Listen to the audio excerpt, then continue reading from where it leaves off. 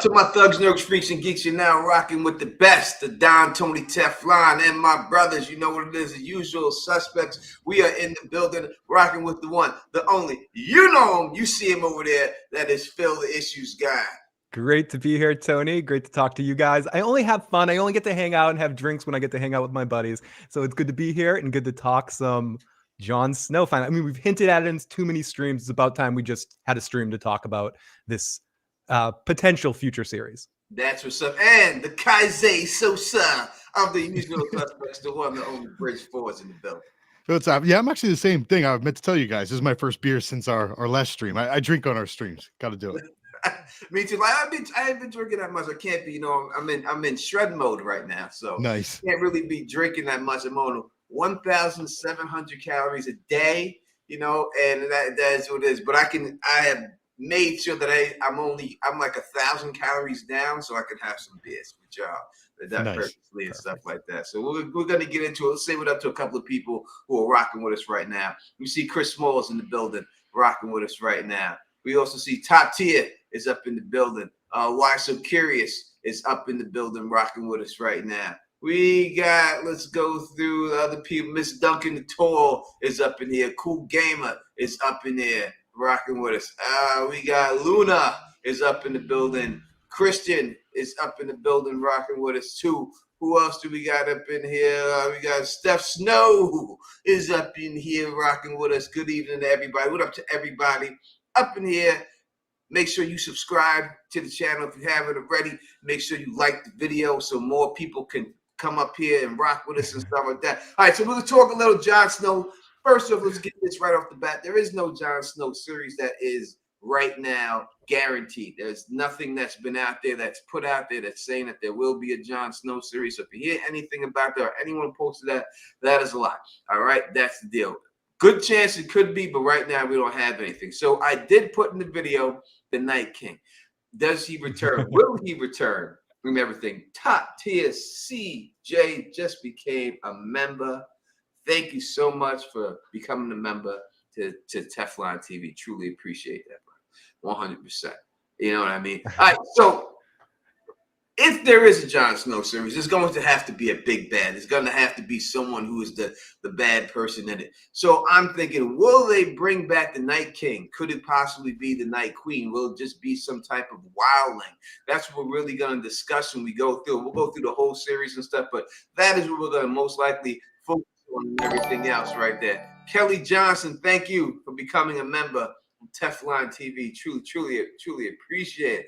He celebrates 4 months membership. He's 4 months of a member, Kelly Johnson. Look at that. Thank you so much for being a member for 4 months, rocking with us strong.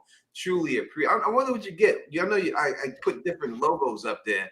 4 months has to be a pretty big one and everything else up there. That's next to his name and all that good stuff.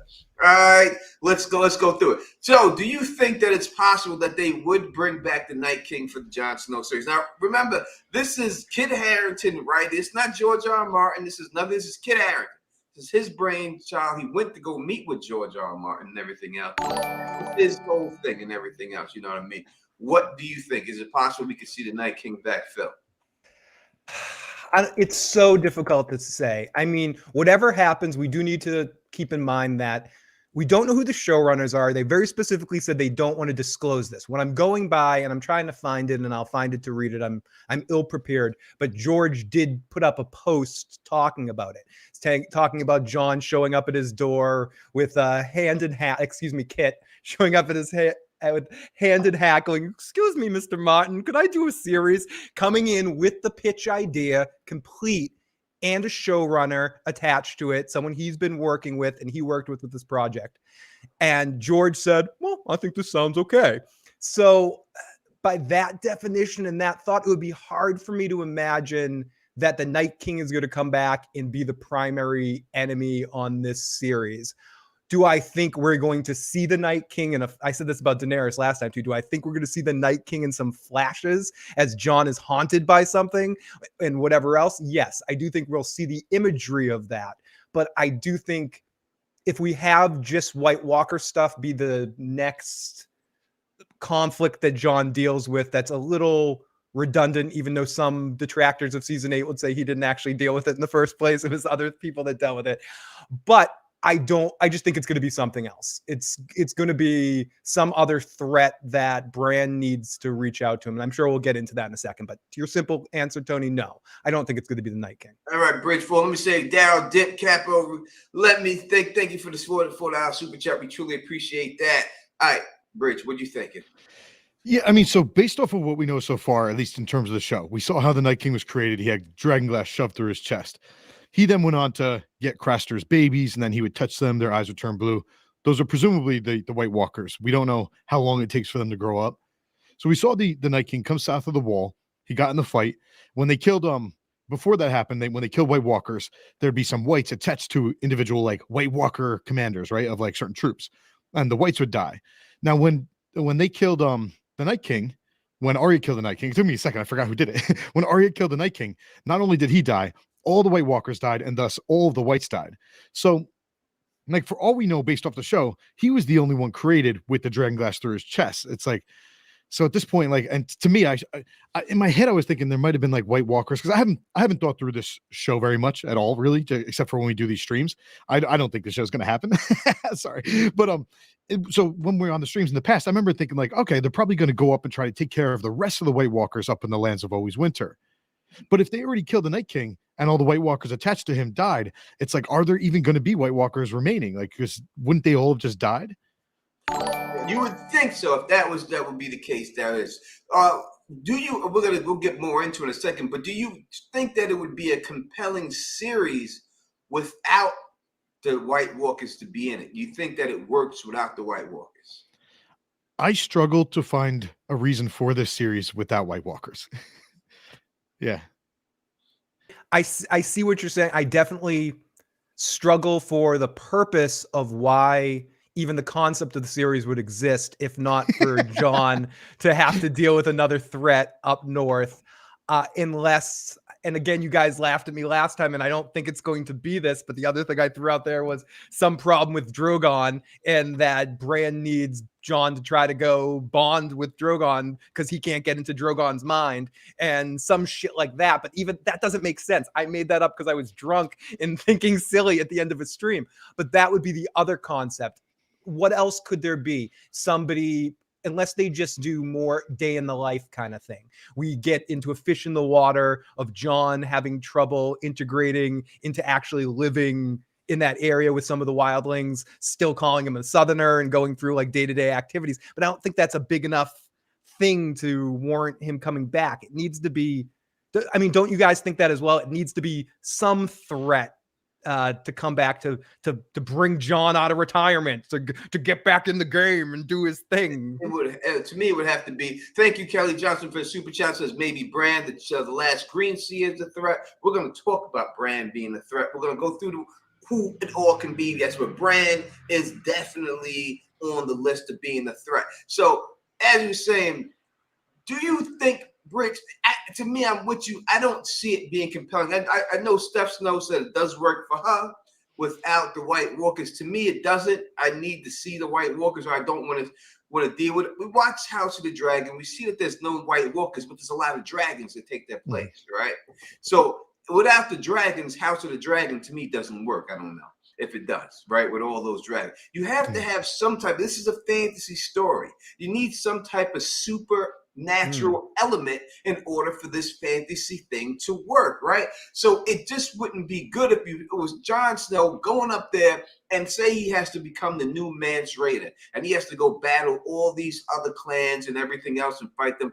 I need a little more than that, me personally. But would that be enough for you? Say it was something like that, like he goes to this beef with the other clans. He's got to do what Mance Rayder did. Mance Rayder basically had to beat the shit out of everybody to become the king beyond the wall, so Jon could become the next king beyond the wall. Are you cool with that?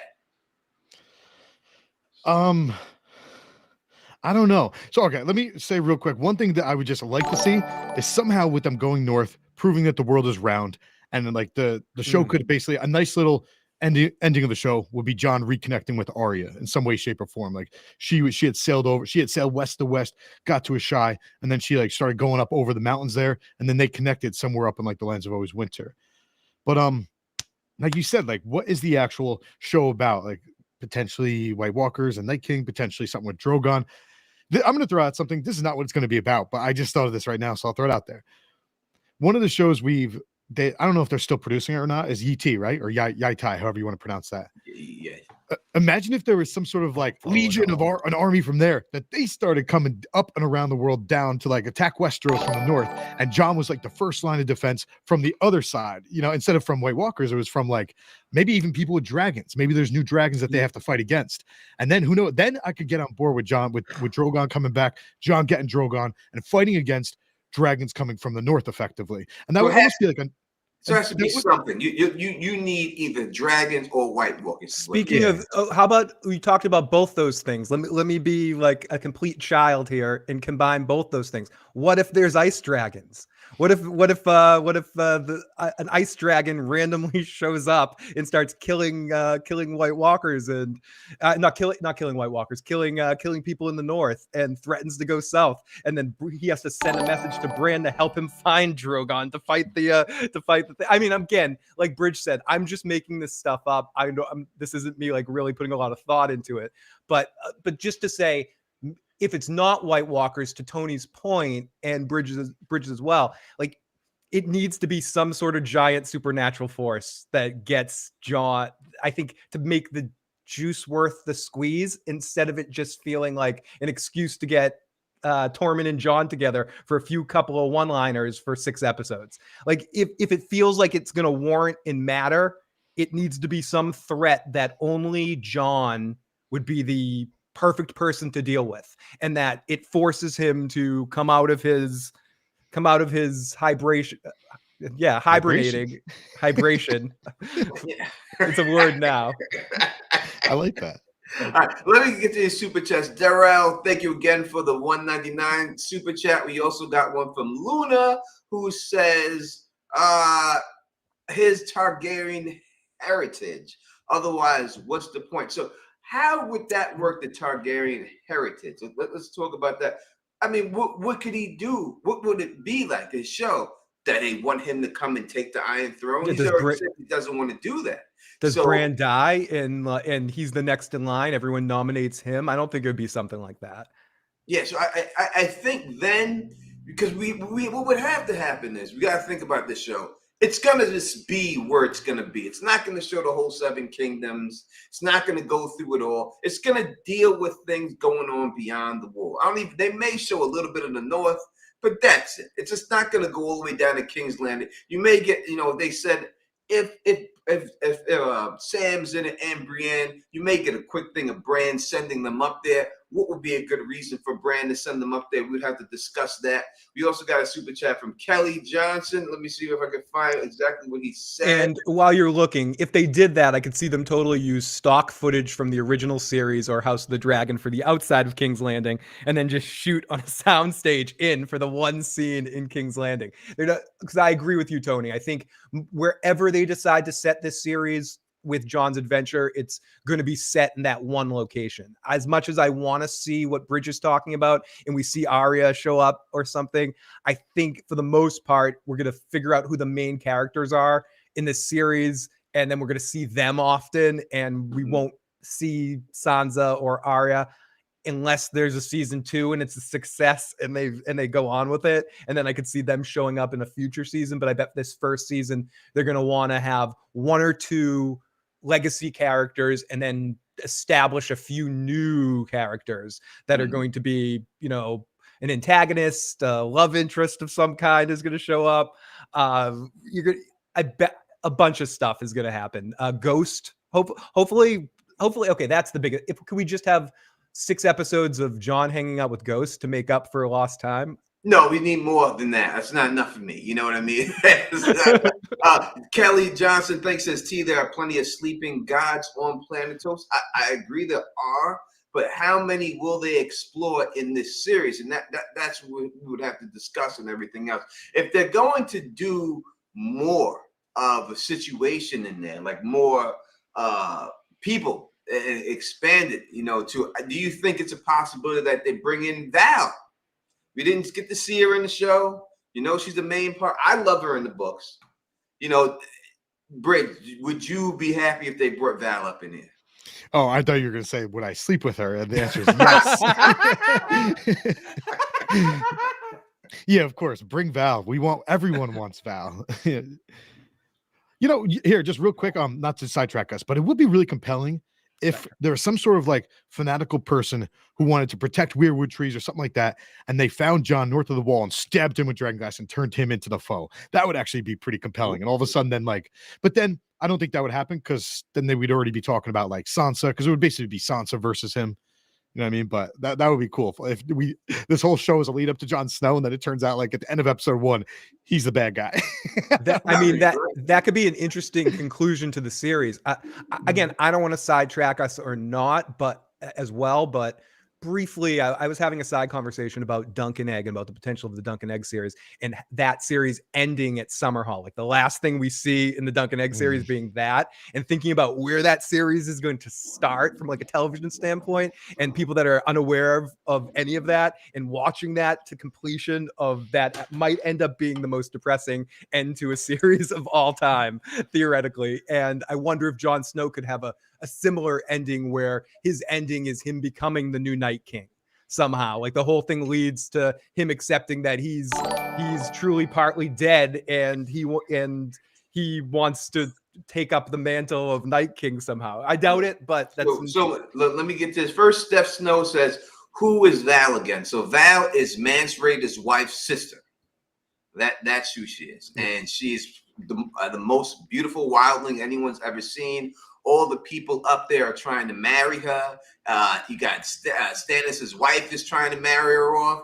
Everybody, all the guards are all about her. But she's a very rough chick. Like if you try to jump in bed with her, she'll cut your dick off. She's let it be known, like she's not playing. She'll put the bobbin on your ass really fast. You know what I mean? So that's basically who Val is. Kelly Johnson says, T, would you knock boots with Val in the Godswood? If she was a real person, I love how Kelly gave you the setting too, in the Godswood. It wouldn't matter if it was in the Godswood. It wouldn't matter if it's on the wall. It wouldn't matter where. Inside of Weirwood's mouth, son.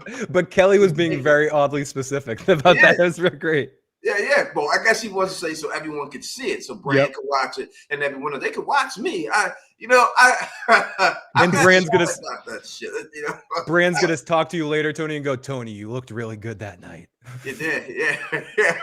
I'm sure he did. I'm sure he did. I'm sure they wouldn't do something like that. Was she ever on screen or just a book? She was just in the books. She was never on screen. People wanted her really bad, but we never got her in there. She's probably, the favorite female character of a lot of people. I guess the closest thing that we got to her, and it wasn't really her, was the temporary character at Hardhome that we got, which she was not Val, but that was probably the closest one that we got for her on the series. Yeah, the one that refused to kill the kids and just let them kill her. Yep. What was her name? Carsey or something like that? Yeah, Carsey. Something like that. Great character in a one-off too. Yeah, she probably was modeled after Val. She probably was. The way she acted and everything else in Rough. She probably was modeled after Val and everything else and all that. Yes. Daryl said he missed I didn't miss your super chat. I looked up. I didn't see it either. I didn't miss it. Daryl, I said all the super chats. 7:12 p.m. I see it. There was no question, but Daryl, who looks like has a Boston Bruin, just gave us $1.99. Thank you so much, Daryl, for that super chat. Yeah, so if it's not a question, I just let it pop up on the screen. You could see it pop up on the screen, and now thank you for it. But I'm only really reading off questions and stuff. But thank you. I truly appreciate it. No doubt about it. I'm sorry if you feel like I missed it. If it jumps off, I'll make sure that I shot you out again. If you give a super chat, you definitely get the shout out, man. No matter what it is, just we truly appreciate just rocking with us and everything else. So I'm sorry. I'm going to try and disrespect nobody. I don't think I'm trying to do anything like that. So that's the way we roll out here. And to Miss Steph Snow in the chat, yes, I said that. I hinted at it earlier. I do think, as atypical television as it is, Jon's having a love interest. Somehow, some sort of love interest will be on this series for Jon Snow. whether it's Val or whether it's a created character or whether it's him and Ghost or the memory of Daenerys, we will have some sort of love story, love romantic-y thing going on. I'd be surprised if we didn't. This is TV after all. Drizzy, thank you for the super chat. He says they could finally explore Jon's warging powers. I don't know if they would do you think that they would go? I don't think they would do it. I mean, could they? Yes, but I don't know if they would now. I will say that Kit Harrington at one point said that he wanted to be inside of a wolf, and they made a big joke about it. And then you can hear Dan and Dave said, "Wait till season 6 or something like that." They said. So it seemed like they were going to do it. You know, when he died and had him go inside Ghost's body, they decided not to do it. You know what I mean? So, what do you think? You think they could? Would they do anything with Jon's warging powers?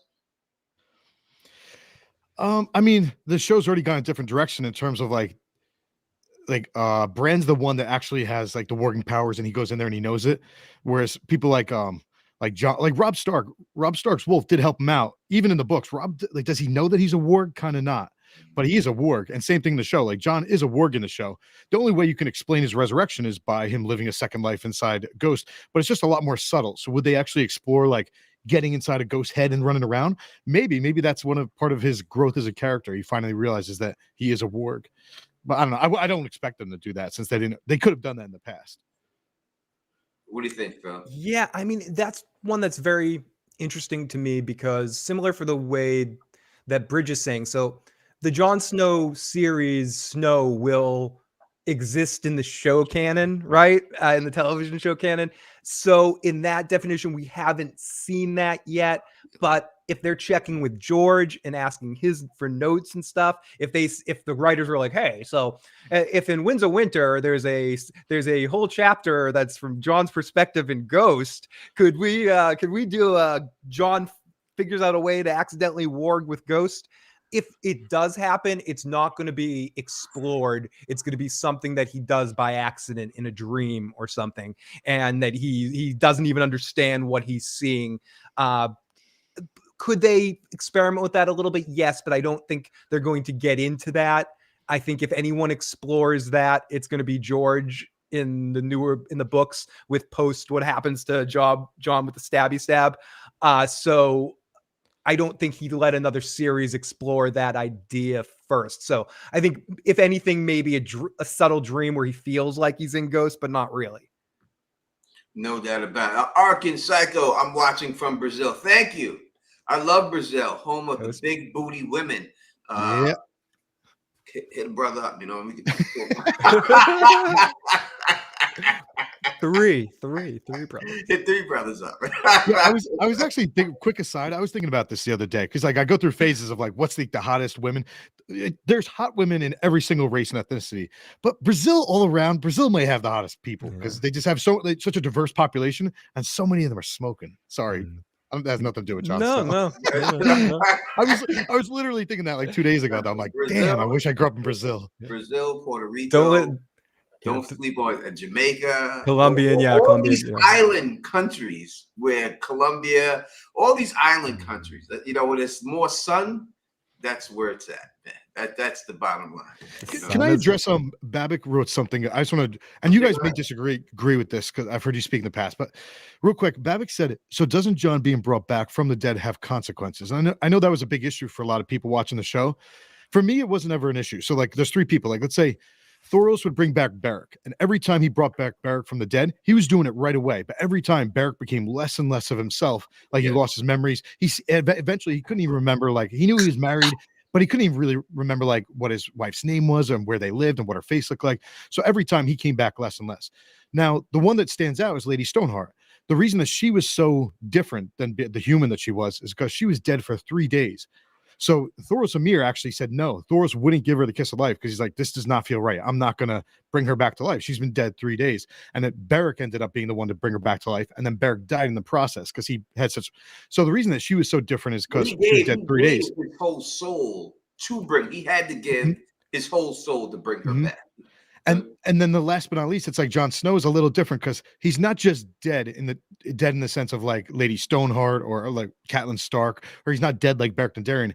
He's presumably living inside a ghost. So it's a little different. That may preserve his soul. When he comes back, he may not be too different. I would like to think that since he spent time in a wolf, he will become his personality will be more like a wolf, but he won't be more like morbid like Lady Stoneheart. Yeah, and it's also the situation is that Lady Stoneheart's body was in the water for 3 days, right? That's why she looks so crazy. Beric Dondarrion, you see all the scars because every time he gets stabbed up and gets killed, he gets this chopped off, he gets this. So he has all that. Jon's body is going straight into the wall, like into the ice, is being preserved. So Yeah. it's not going to have all that decay on it that the normal bodies would have. Even if you look at Cold Hands and you see the decay on Cold Hands, who was brought back, you know, and you see that he has his fingers are all black because the blood is pooled to him and everything else. Jon's not going to have that because he's in the cold of the wall. Yeah. Ice preserved. So that's what I think would be the difference. But as for him coming back and being different, I would think that it would change him. They tried to make it in the show because he was like, listen, if I die again, don't bring me the fuck back, man. Don't bring me back this next time. I don't want to. He cut his hair and he killed Ollie. That's all they really did to change him. And I would say also to Tony's point, and also not just the body being preserved. If we're to assume that his mind gets transferred to Ghost for a while, even though his mind's being preserved too. It's not just being shut off for a moment until he's brought back, which also could help with that. And all this talk, every time I hear this argument about him, it just makes me think of the Princess Bride thing. Like, he's mostly dead, which means he's partially alive. We just need Miracle Max to give him a miracle pill. But yeah, so I don't think he's going to change so much, but they did try it a little bit in the show, Tony. But I don't think they were really that effective in it. Yeah, the big change for Jon is that now that he's dead, he no longer is tied to the vows of the Night's Watch because the vows are to your death. So he's sort of like a behavioral change based off of his situation. He's allowed to leave the wall and do what he wants. He's allowed to go fight for Winterfell. Yeah, that's what they'll say. That's the reason. Not the reason why they killed him, but the fact that they did that gives him the ability, because right then, when he gets, so it's different in the books and the shows. In the books, he gets stabbed before, or because he wants to leave with the Wildlings, and they do a big toast and a big celebration, and for that reason is the reason why he gets stabbed up and gets killed, because he had that. That's the reason why they get him, because he had the backing of the Wildlings. Everyone's going to go down there to fight, Ramsay Bolton and Mance, and then they kill him. That's not the way they killed him before that jumped off. It wasn't, he had already done that and stuff like that in the show. So they changed it around a little bit differently for the reasons why they killed him and stuff in the show and all that. But, we'll see if that has any effect on the new Jon Snow series. Now, you also heard Kit Harington say that, Jon considers himself getting off lucky, which he fucking should. I mean, if anyone was lucky, it was him. You know what I mean? To get sent to the wall. But he's like, it's a gift and a curse, because now he has time to sit there and think about what he did to Daenerys, what he did to Ygritte. Listen, I don't want to show a fucking moping ass Jon sitting around pondering, like, all the women in my life, I killed them all, and they all died in my arms. And I don't want that. And Jon has a new girlfriend. Why would you want to be this guy's girlfriend? Both of his chicks died in his arms. Yeah, he's going to be a down guy. Okay, so Tony and Bridge, I have a question about that. You were talking about him thinking he gets off easy. We know that Grey Worm probably 90% won't be on the series to sort of hunt him down or look into that. But there is another guy out there that once he gets word of all of this may want to have some words with Jon Snow. Could any part of the Jon Snow series be Jon having to deal with Daario? It may be, because you got to look at it like this. Jon is sentenced to go to the wall. That's his sentence, to spend his time at the Night's Watch. He abandons his post right off the bat and just leaves the wall. It goes beyond the wall, right? So it could be a situation where Jon disrespected his pack. He's supposed to be here, but he ain't here. He just bounced and went beyond the wall. So it could be a situation like that where but I don't know if it would be Daario, because what's Daario going to do when he finds out that Daenerys got killed by somebody that got sent beyond the wall? I don't think he's the one. If it was going to be anyone, it would have to be Grey Worm. Grey Yeah, Worm would yeah. be the one that would have to have. But they can't get him. He's a vampire. But once Yeah. Grey Worm goes down to like the Brazil of Westeros, once he's in Noth, can he? I guess he can't even go there. He'd probably die. No, But I feel yeah, like exactly. He's going to die from the bugs. Well, wait, where's he from? Isn't he from North? Is Grey Worm? No, Missandei was from Noth. I don't I think thought Grey he Worm was is. taken from North too. I'll check real quick. I thought he was taken from there too. Maybe he's not, but I thought that's where they bagged him. And up of course, from. we got the Dothraki. Would the Dothraki go and hunt Jon up north? No, they got their ass kicked by the Night King, and they ain't trying But to there's come still, back. to the but there's continent. still some alive hunting around. They got their ass kicked. They ain't trying to come back. They're like, fuck that land. We're going to Dorne. We're going to Dorne. We're going south to Dorne. We're gonna stay over here where we're good in the Bay of Dragons. Oh, this is chill over there. That's what Dario's probably at this chilling. Like, I'm running the whole Bay of Dragons. I got this shit on lock now. This is me, you know what I mean? So I don't think it would be that. It's hard to think exactly what it would be or how they would do this series and make this series effective. Very hard to see how they would do it. I wonder what's in his head.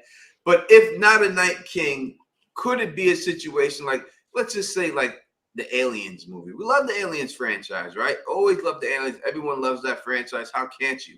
And you see in the number one, they went Especially after the first two. Yeah, they went after the alien, and then you've seen the alien mother. There's always a bigger boss. Could there be the Night Queen who was really behind the Night King all this time, and now she comes for revenge, and she comes back to get him, and now John's got to deal with the Night Queen. Oh my goodness! And she's the true threat that was behind.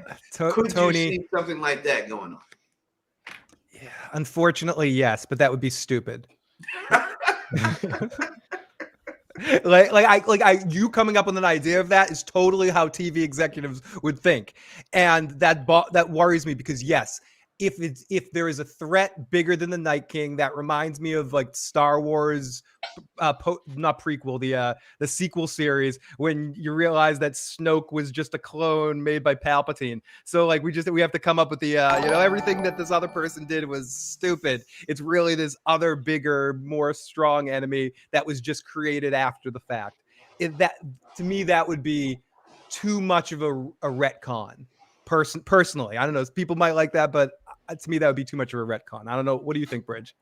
Well, I don't know if Kelly Johnson's still in the chat. Kelly Johnson knows where I stand. I don't think there ever was a Night Queen. I think that was a lie. I think the Starks made up a whole lie. And I think the Night Queen was a human named Dany Flint. She fell in love with a bastard named Jon Snow, who was the 13th Lord Commander. And then his half-brother from Winterfell went up there to the wall and then fought him and killed like a human, Dany Flint, and their children. And then the 13th Lord Commander went north. That's when the Andals arrived. They started burning down Weirwood, so the children stuck the dragonglass into that guy and created the Night King, ultimately as a way of like preserving Weirwoods. So yeah, I don't think there ever was a Night Queen in the first place. Plus, it's like, sorry, I always go off on my tinfoil. I love that. All right, let's just put that aside. So we saw Children of the Forest in the show version of the story. For facts, we saw the Children of the Forest create the Night King. Did they also create a Night Queen, or are we saying that like he stole a little baby girl and created her into a Night Queen? Like, there's no evidence of there being a Night Queen in the show. There's no evidence in the show. In the books, there definitely was a Night Queen, right? So of lore though. Yeah, because it. So let's go right into that 1 second, bro. We're gonna come back. Luna's saying, how will Brienne, Sam Sands, and Arya fit in? All actors have shown some interest in coming back. We're gonna come back to this question. Yeah, we'll talk about that. Back to that. But thank you for the super chat. But we're gonna deal with this Night King Queen situation. All right, so the lore for the Night Queen is that the Lord Commander of the Night's Watch was on top of the wall. He seen the Night Queen. She was the most beautiful woman he ever seen in his life. He had no chance but to chase her. When he chased her and he caught her, he gave her his seed, and by giving her his seed, he gave her his soul, meaning that when he came inside of her, he gave up his soul. He then took her to the wall, and then the Night fought in the wall and named her his Night Queen and him the Night King. And then they ruled for 13 years. It wasn't like they just ruled for a day. They was there for a long ass time, right? Over the Night's Watch, took the Night's Watch hostage, and it wasn't until the King Beyond the Wall at that time and the head of the Starks join forces to take down the Night King and the Night Queen. So that is the legacy of the Night King. In the legacy, there was a Night Queen before there was a Night King. She created the Night King. So you could do that in the show because that's what we have seen in the book. We've only seen the Night King from the show, from the books. We see that the Night Queen is the one who created the Night King. Now, it's a different situation. We see the dragon glass to the heart and everything else. And there was none of that. It was just this chick's pussy created the Night King. She had a cold flower. Yeah, wasn't it a different? It was like a different Night King, though, right? She had a different type of wop going on, right? So, but that's what it is. So, I see that how they could do it. And I also think if they did it the way I said to do it, and they listened to me, if they wanted to do it, I would take Drogon, which he took fucking Daenerys' body. I would have him drop her right on that where the baby was. And by her body touching that, then she turns to the Night Queen. She then touches Drogon. He becomes the Ice Dragon. Oh. And now you have Dany as the Night Queen. Whoa, okay. And now you can put the Lady Stoneheart thing into her that she wants revenge on Jon Snow for what she did to him. And now you get the Night Queen. I think if we did it that way. And then you're saying bring back Emil Clark to play this and go full out with it. That's the way I think your series would get the most ratings. That would people would lose their mind. Because there is some overall thing I want to talk about here briefly. Wait, real quick though. The only reason I think that can't happen is because there's a hidden meaning to the end of Dany in season 8, which is that she was unable to show mercy, and Jon heard her final words before he dealt the words that Ned Stark told in the very beginning. Like, if you're to kill someone, sentence them to death, you should hear their final words. And if you can't bear to do that, then you shouldn't take their life.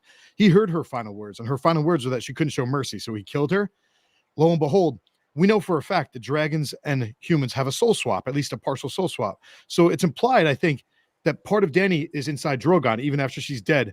And Drogon chose not to kill Jon. So it seems like Dany learned her lesson, and she's like, damn it, I didn't learn it in life as a human, but I learned it now as a dragon. She let Jon live and then flew off. So for her to go bad all of a sudden completely negate the fact that her final straw was a good one. I feel what you're saying, but I do see a Joffrey situation going on here. Like, she didn't point to him like Joffrey pointed to Tyrion, but she didn't give him the pound like, all right, you did right.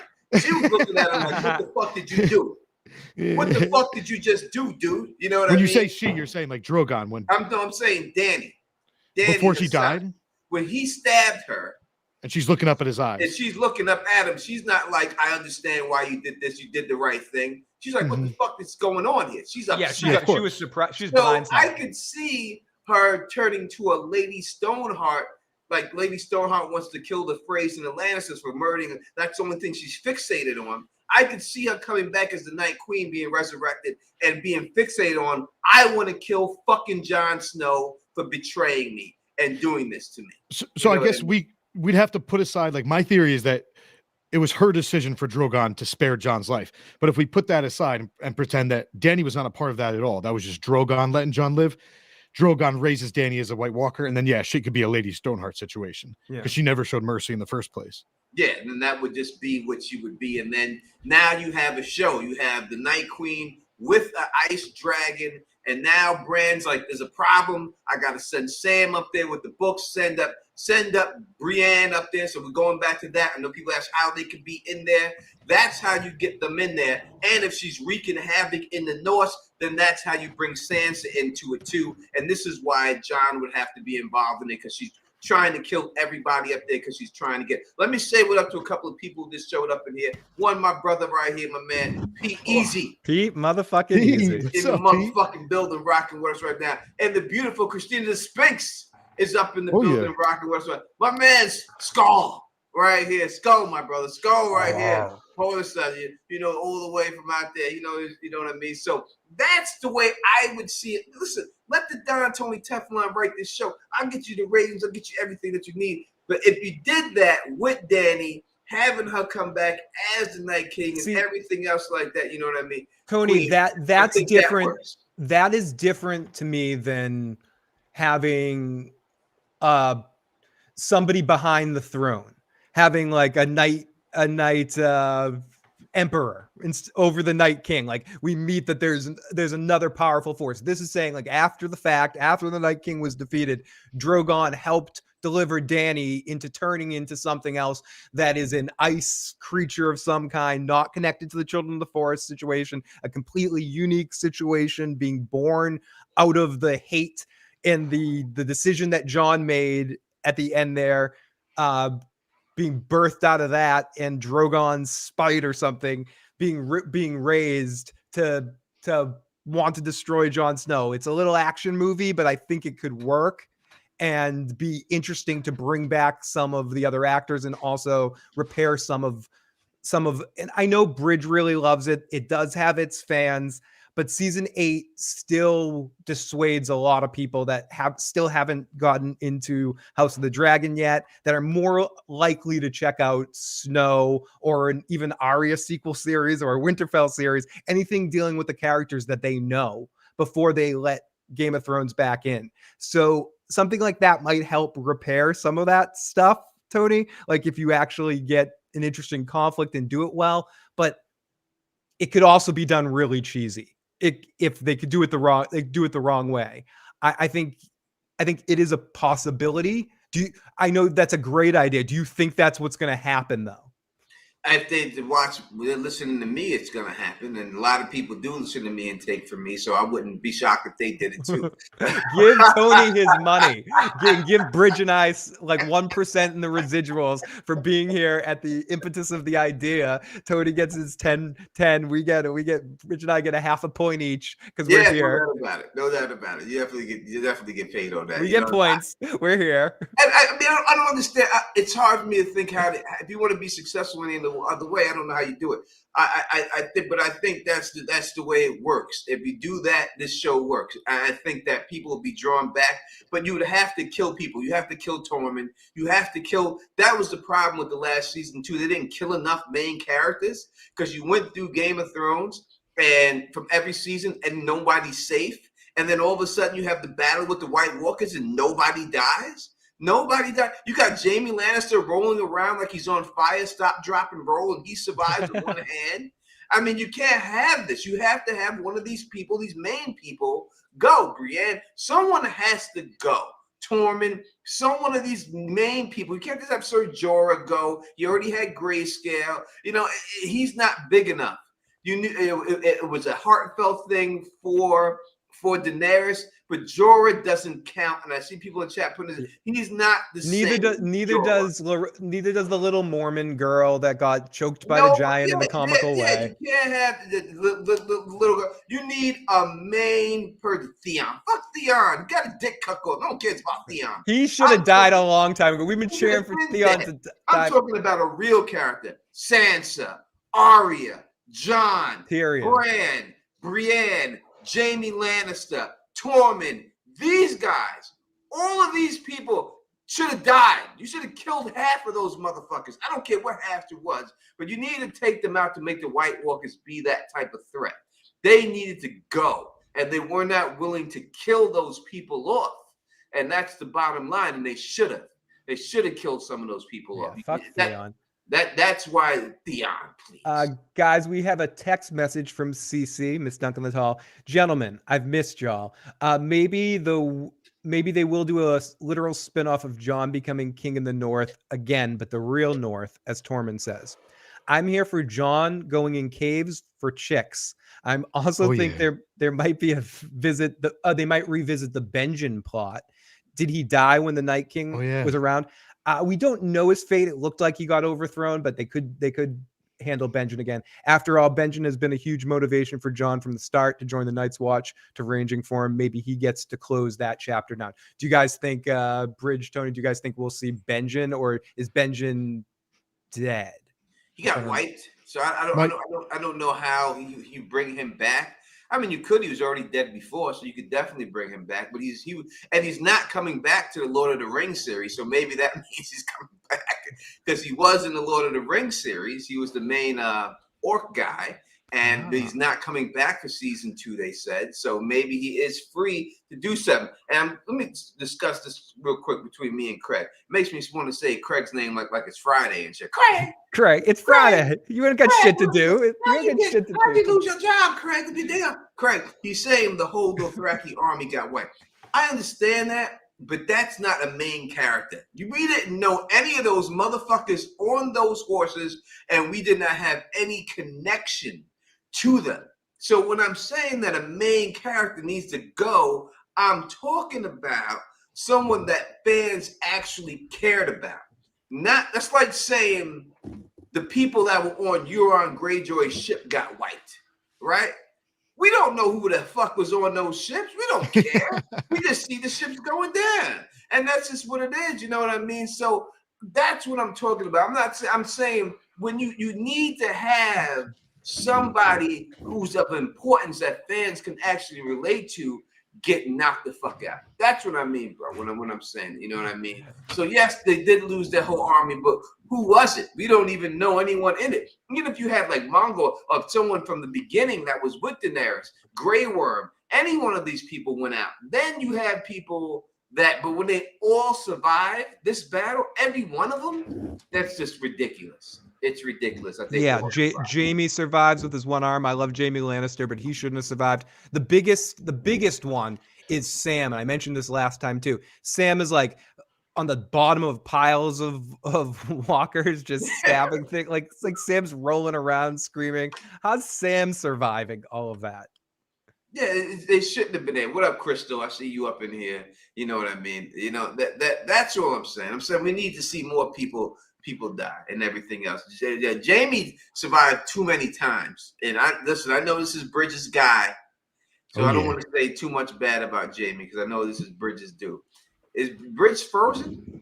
No, it's my camera's not working. I'm going to drop. Bring me back in a second. See if it works. All right. A good picture of Bridge frozen. It is. Right? It is. It's a serious. He looked very serious in that picture, but it was a very good picture. Sam almost died a bunch of times, but it would have been a bigger, stronger thing for Sam. It's not like he had so much to do in the rest of the story, and Sam would have been a good character to have a big dramatic moment. Jaime, I love Jaime Lannister, but in that fight, they could have done something with him saving Brienne if they wanted to keep Brienne alive, and that adds to the ending. If we're taking and doing the what if game and playing how can we make the ending of Game of Thrones the way they actually did it even better, you have Brienne save Jaime. Excuse me, the other way around. Jaime saved Brienne, and then when she's writing in the books and annulling his chapter, Jaime Lannister sacrificed himself in the battle for the knights, saving a knight, for his own life. Like there's different ways you can add to that. So I feel like Jaime probably should have had a very heroic, tragic end in the long night battle. What does this mean? Dany is fire. She can't not be ice too. I mean, I don't understand that. What you're trying to say? He's trying to say because she's a Targaryen. I mean, because she symbolized fire in the fire and ice equation. She can't switch sides to ice. Wait a second. If she symbolized fire, then what did Jon symbolize? He was the ice? He was the ice. But he's fire too, though. No, I think he is the Song of Ice and Fire, meaning like he unified people and brought them together to fight against the enemy. Yeah, so I would say he's both. So that just shows that fire can be ice. He's the combination of both. Yeah, I guess he's. So I don't buy that she can't become the Night King, the Night Queen because she's fire. I don't buy that, DJ. I'm just saying that's just me. I ain't trying to say nothing bad. I'm saying on me, I think she can be, and everything else. You know what I mean? A real quick shout out. They saved Beric. They brought him further along the story, so he went down in the whatever. Dolores said went down. The one I think they did great was Lyanna Mormont. So people who aren't like real book nerds, there are clues in the books that suggest that Lyanna Mormont is actually Tormund Giantsbane's daughter, his illegitimate daughter that he had stolen her. He was with Mage Mormont. So basically, Lyanna Mormont, it's implied in the books that she is the Giantsbane's daughter. Now, the Tormund Giantsbane is also known as Tormund Talltalker. He tells all these stories, and a lot of them are just lies. At the end of the day, the way she went down as Lyanna Giantsbane. So I thought that was pretty cool the way they did that. It was a nod to book readers. And Bridge, I like that she went out. She went out like a hero. My only problem with that scene is it was a little bit too comic-y. Yeah, Like she got hit like 30 feet. She's like, ooh. No, and the White Walker brings her up, or the giant White brings her up to like the face to look at her. Like it's the one White with like a personality. It's like, I want to look at you, and gives her like stabbing room to stab in the eye. But I think he was wasn't he trying to like bite it? He was going to bite her though, so they gave a reason for it. But it was like a slow motion bite. I will say that you go back to the video, predicted that she would die at the hands of the giant and kill. Oh yeah. It was a great scene, and way to go, Tony. And if people like that actress, she will be the star of the upcoming HBO series, The Last of Us. And if you like The Last of Us, I'll be doing with these guys, hopefully, the pregame show before every Sunday, and we'll be doing. Phil, you're gonna be doing a postgame show. Yeah, it's the first show ever my co-host Joe has begged me to do. So we're gonna be doing after shows. So you'll be doing the after show. I'll be doing a pregame show. Phil will be doing an after show. Then we'll do another stream during the week on it. All right. So if you like The Last of Us, make sure you subscribe to these channels and everything. That's really the next show we're doing. And all that. Yeah. Steph Snow says, just wanted to say thanks for hosting this interesting conversation for the fans. Love all the ideas and wish you a happy holiday. Thank you, beautiful woman. Thank you, We appreciate that thank you thank you for the super chat. Truly appreciate it. We got over 130 people rocking with us right now. Fuck yeah. Thank you. Thank you so much. Make sure that you thumbs up for your boys and everything. I'm gonna give a shout out to my boy Scotty Gotti. You know, I spoke to my boy Scotty Gotti. I don't know if he's in the chat right now. He could be up in there somewhere. You know what I'm saying? But I spoke to my boy Scotty. This is a cat that, you know, in all honesty, be honest about it. You know, Don always tell you, you know, I grew up with him in Queens and stuff like that, and I had some of my favorite times, my best times in my life. I had hanging with that dude. You know what I mean? And he's a little older than me and stuff, and he taught me a lot about life. He taught me a lot about, he taught me a lot about money and how money works and how money talks and a lot of things. You know, I would have to get special permission from him in writing to tell you the stories that happened with us, you know what I mean, in our life and stuff like that. But let me get a shout out to my brother Scotty Gotti, man, straight up. You know, close what I to mean? you, my friend. And make sure y'all hit that like button and everything else and all that good shit. All right, let's keep going on with the Jon Snow show. All right, if there is we talked about the Night King, we talked about the Night Queen. Let's go into, could it just be some wildling beef? Is that enough for you, Phil? If it's just him going around fighting otherwise, say like a Thenn or someone like that, would that be enough? I don't know, Tony. I mean, the question is, where are we? And this has nothing to do with the book series or looking at it from any perspective other than from a television standpoint. Is television in A Song of Ice and Fire at the time that the snow will come out, which will be at the soonest we could see the series is what, 2025, maybe late 2024. So after season 2 of House of the Dragon, which is their main series, could they have a one-off series that's a much smaller story? That's just catching up where Jon is, as we were talking a little bit earlier, dealing with problems with clans, dealing with him adapting to wildling life, perhaps Sam wanting to go on just maybe we're Sam's eyes. It's not any big problem or anything. Sam just wants to visit his friend and he goes to find him at Castle Black, realizes he's not there, goes on a quest north to find Jon because it's his buddy and he wants to find him just to talk to him. And it's something much smaller and like a smaller story with a conflict with some guy from Gin Alley that has knives and wants revenge because Jon had killed his friend. Like, Tony, do you think or Bridge as well, do you guys think could a small story, 6 episodes of just the life of Jon Snow be enough to bring it back just because people like the character from a television standpoint? I think I got it. This is what it's got to be. It's got to be the fiery hand. They've got to be really, really pissed that their savior Dany was killed. Yeah. Now they're going to go after Jon Snow. It's got to be something like that, right? Now, I think it doesn't have to be that, but I think that makes the most sense to me right now. And then the only question is, would they sail up the eastern side of Westeros and then go to like Eastwatch by the Sea and land there? and attack from the south effectively if Jon is up north of the wall, or would they come around from over top? I think it'd be cooler if they came from up top. Do you think that they tried to invoke the fiery hand with the lighting of the Dothraki? Ankhs? You think that's Like, I thought that's what they were trying to get at when they were doing it. Do you think that was what they were going for? I mean, it is a nod to the concept of just like fire fighting against ice, yeah, but I don't know. It's like they totally left out all of the followers of her lore except for Melisandre. Except for that, and they had that sexy one too. What was that? Yeah, the Kinvara. Woo. Kavara. Yeah. And they had why didn't they bring her sexy ass back? they had one other that Tyrion saw in Volantis, I believe. Yeah, they saw Priest preaching because but something happened with the actress. I think she had some beef with them. Take that with a grain of salt. I could be spreading and rumors. Tony, I agree with you about Kinvara and Bridge. Something you said, something you said makes a lot of sense. I mean, a lot of stuff you say makes sense, but one part of what you said, to connect all of this, I don't, and I'm 100% wrong, and I'm just throwing crap at the wall tonight. No, because we don't really know anything about this series.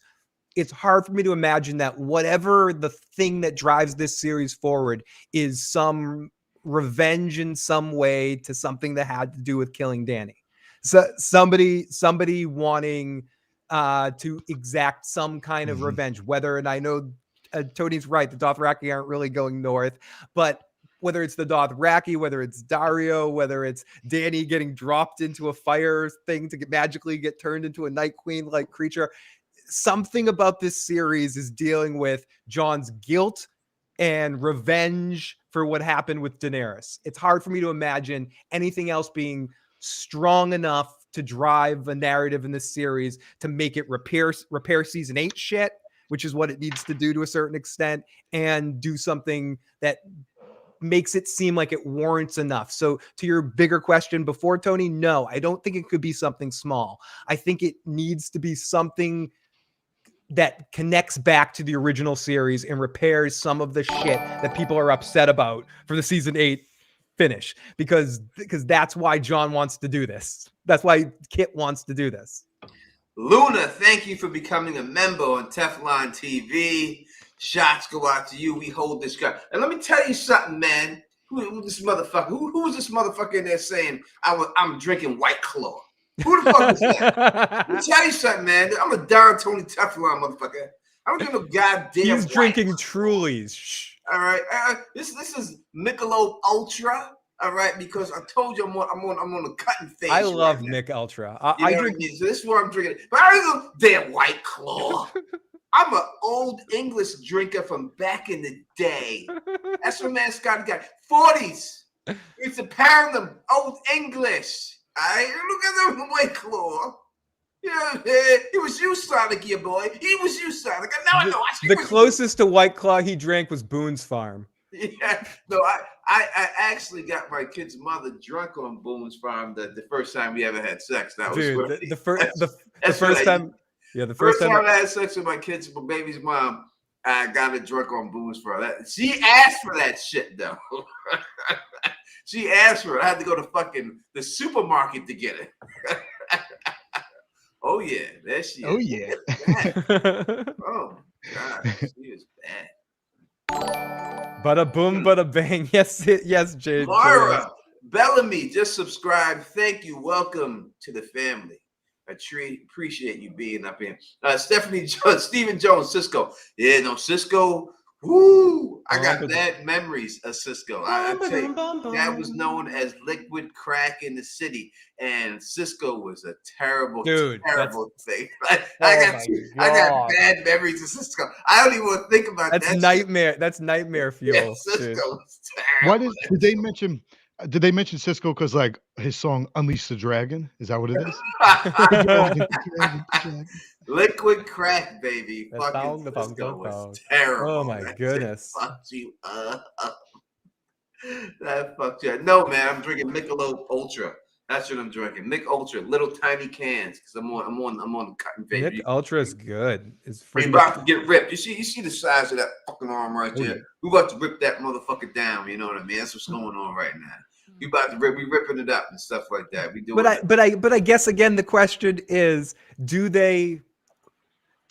Are they going to do this series just for the hell of it, essentially, or is there a reason that they're doing it? Like, in the sense of a reason that's driving the plot to have Jon Snow do something, or are we just stepping into Jon Snow's current life? And I think it has to be something that happens. It's his show.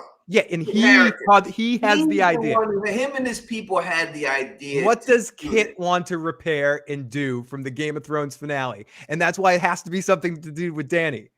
Yeah, I think it's more about his bank account. Bridge, I think you're onto something right now. I think you're very onto something. I agree that he definitely ain't been in a lot since there that's actually worked. No, and his people said, "Hey, you have a strong fan base still here in this community. You can do something on this." You know what I mean? Bring back the fawns, Henry. Bring back the fawns. Did either of you guys watch Game of Thrones uploaded his interview at the convention that they just had? But it didn't get many views. I know after a couple hours it had 10,000 views, which for a Game of Thrones official YouTube channel, that's not many views. Yeah. I wasn't interested in listening to the Q&A. I mean, that's just not my type of jam. Yeah, I'm not interested in listening. Yeah, I didn't get a chance to check it out either. I'm sure people in the chat might know some of the stuff he says. I don't care. Like, so I'm be honest. You know, I've been to conventions. I've been on panels. Phil's been on panels. Bridget's been on panels. We've done that shit, right? Not one time have I ever gone and watched the so-called celebrities on their panels since I've been. I've never done it. I don't care what they really have to say, in all honesty. Not for Game of Thrones. There's been a couple of other things, like Star Trek things that I've watched, like panels with Star Trek cast members getting back together, stuff like that. But I haven't really, I'm the same way. I don't really watch that kind of stuff too often. Well, it was hosted by that Jason Inception guy. I mean, he seems like the podcast, right? Yeah, he seems like a nice guy. I listened to some of his podcasts throughout the season, but eventually it's just like, it's so plastic. And it's, I don't know. It's not it should be us. Let's be honest. Yeah. That's a usual suspects production right there. It should be the usual suspect doing these. Give me, I'm going to call. You know who I'm going to call. You know I'm going to send an email to, Bridget, because you know her name. I'm going to send her an email. I'm dead ass. And I'm going to ask her, like, how is it possible? How can we host one of these panels? Because I'm dead ass about it. Because I know I would have ripped that panel down if you let us host it. And you know, Bridge and I would have too. So we would have killed it. No, we would have killed it. We would have ripped this panel down, man. Because this is what it is. And this is what it comes down to. I'm not disrespecting the dude. I think he's good at what he does. But when you deal with me and Phil, we have performed on stage doing music, so we understand what it's like to perform and how to make a crowd go out. Bridge will tell you, Bridge seeing Phil on the karaoke live. Rip it Phil down. Killed it. Phil killed it. Rip it down doing Elvis Presley. Little less conversation. There you go. I was all right. I was a little pitchy. No, you killed it. The whole place is going nuts. Yeah. So when you do stage performances like that, you understand how to read a room, how to do that. I don't think these guys. I think that they approached it as another podcast, and and that's not the same as a live show. You know what I mean? And I think that's where they went wrong with it. And Sonic, if White Claw sponsors that shit, we would fucking drink White Claw all night. Listen, if White Claw sponsors that shit, I'll carry a can between my ass cheeks, dude. Right up to the stage. Right up in there. Honestly, Tito's Vodka, you should sponsor us. We'd be great sponsors for you. Anyone listen to sponsor us. They get picky with the brand. One of my exes works at HBO's headquarters. I'm probably on a blacklist that things didn't end so well. I can't see them put me up for anything. That's why we're the usual suspects with that's why you're Kaiser Soze when we sell our podcast, dude. It's Tony, Phil, and Kaiser Soze. That's it. That's how we put it up. All right, so we're still here. We're talking about Jon Snow show, the big bad, who it would be, and everything else. Yeah, I mean, we're talking about the bad. We mentioned this in passing. A couple of people have asked. We talked about this last time jokingly, and let's go down the list. Let's go through characters from the original Game of Thrones series that are still around, if we think we'll see them on the Jon Snow series. if we think it's possible that we see these characters showing up. I think to get the obvious ones out of the way, we're gonna see Tormund, right, Bridge? Like that's there's no question we'll see Tormund, right? That's if there's a show, we would see Tormund. Yes, exactly. If there's a show, I would say we see Sam. I don't see them not somehow bringing Sam and Jon back together in some way, shape, or form. I guess that makes sense. So yeah, those are the two obvious ones. I think everyone else is worth discussion. I think you obviously see Sam, you obviously see Tormund. Those two, there's no use even talking about it. If there's a series, both those dudes are in it. Like they'll find a way. Even if they have one scene with Sam sending a raven from Old Town to Jon, you'll get a fucking Sam scene. And you're gonna get, and Tormund's gonna be his buddy in the series. Hey, Crystal is saying Sansa. What about Sansa? Do we see Sansa in it? No. Sophia Turner is not in the show first season. What do you think? No, but if you're gonna have a show like North of the Wall, I would like to see Winterfell and Sansa. Yeah, I would like to. I love Sansa, so I want to see more Sansa. You're not, but that's a different question, Bridge, because you answered both of them, which is important. I would also like to see Winterfell, and if you see Winterfell, it'd be weird not to see Sansa. But do I think Sophia Turner is going to show up on this show playing Sansa in season 1? No. I do. I think she would be there. I think she would definitely be there in the show without a shadow of a doubt, that they would definitely have her in there and everything else. We got a super chat from Steph Snow. Let's bring that on stream. We'll go through more people right after this. It says, Jon has to have a hero moment. Maybe Bran is invoking into the Night King. He's the bad. Locations and actors would definitely costly to some. So, guys, we've had that question a couple of times. Could Bran be the bad guy that Jon has to stop? That works for me because it's not Bran, it's just the children of the forest. Right. Could that fit into your thing and the whole thing? Like, could somehow Jon find out that Bran's not Bran and he's the children of the forest controlling everything, and Jon needs to come down and stop fucking not Bran?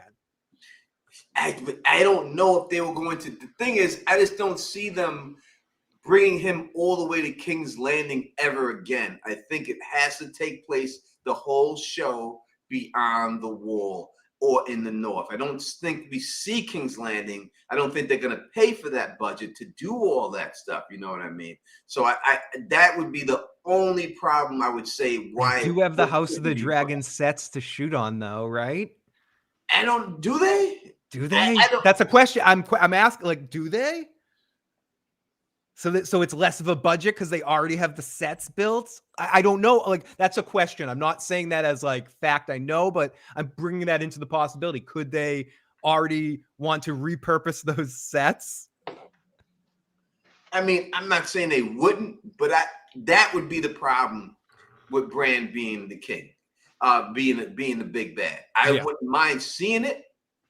But the problem would just be, I just don't know if they would go all. I think, to me, the show takes place beyond the wall, the whole show. You may see some of the north, but that's it. Could it be a situation, this hit my head right now, that it's a few years later or something like that. Somehow the Boltons come back and blame Jon for all the downfall of the Boltons. He had some mystery person that leads a revolt against the wall, takes over the wall, and now he has to go and do this. But where was he during like everything that's happening already? He got smuggled away. Like someone else earlier was saying, like, it's interesting if there's a wildling threat, it's like presumably all the wildlings either were killed, became part of the dead army, or they were part of the army that fought the dead army. So someone it's just a second ago, Alex B said, I can't see HBO resurrecting the threat of the others, to be honest. Would mean them acknowledging too many issues with season 8. I think it would be more of a character study of traumatized Jon. And that's sort of what I'm leaning towards. Like, I would really like it to be something coming from the north, a threat from the north, maybe the Fiery Hand or just someone out of like Yai Tai, Yi. But really, it could just be a character study, a one season thing about Jon Snow. And I can see them doing that. As for HBO, this is a whole different regime that runs HBO right now. And this regime that's in there, I don't think they care about story. I think they care about the dollar. So I don't What think do you they're mean? Were going they, to care when you say new about. regime, they're bought out by people or something like that? Yo, yeah, this is run by Discovery now. Discovery owns them. Okay.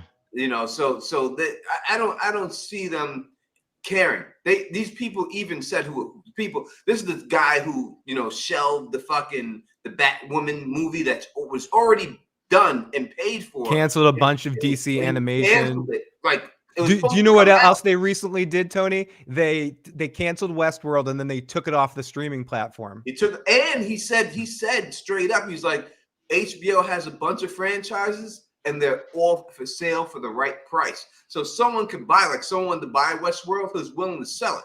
He's willing to sell. It's going to show up on Country. Amazon to go next to Peripheral. Yeah, because he's willing to sell Lovecraft Country. He's willing to sell all these franchises. True Blood. He'll sell them all off right now. He said, I don't care. He's ready. So I don't think they at Zaslav, this dude. I don't think he cares about the only thing he cares about is views, and that's it. So I don't think he's gonna worry about the storyline. If it's gonna get views and Kit Harrington is attached to it, which makes me think that it would get views just because he's attached to it, I think he'll go along with anything. It doesn't have to be. Yeah, automatically, Jon Snow coming back, character from the Game of Thrones series, the big, huge Game of Thrones series.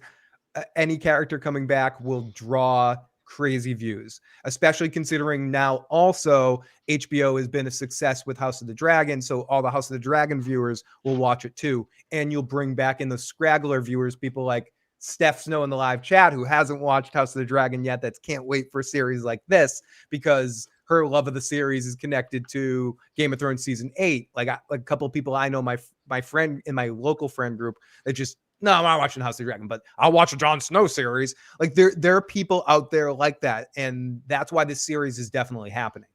And because it's going to bring money in. Bridge, I agree with you 100 billion%. I think the best artistic way of doing this and the way to get the best quality series would be a small story about Jon dealing with like an internal character piece that could be done on stage, for Christ's sake. Like something that's really like small, a Better Call Saul with Jon kind of thing, where you really get deep inside and like a character profile thing. But no, it's going to be some big battle thing and big, huge thing that Jon has to come out of retirement and fight the good fight again. It's going to be big. It's going to be like, I'm worried about this series quality.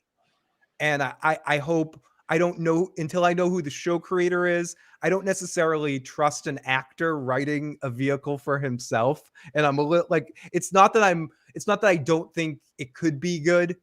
It's weird that it's completely made up by Kit Harington's people. And I'm wondering what exactly that means. So I'm not. That means Jon is about to be Superman. Exactly, Tony, exactly. And I'm not sure I want to watch that.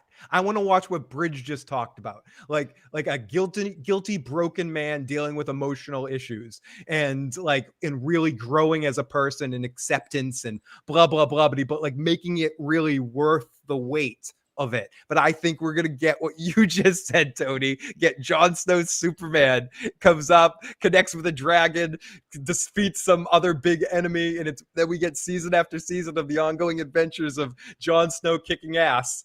Like, I'm worried about that. Kelly, thank you for the super chat. He wants to know, he says, Phil, is House of the Dragon really a success compared to Is it really a success compared to Game of Thrones season 1?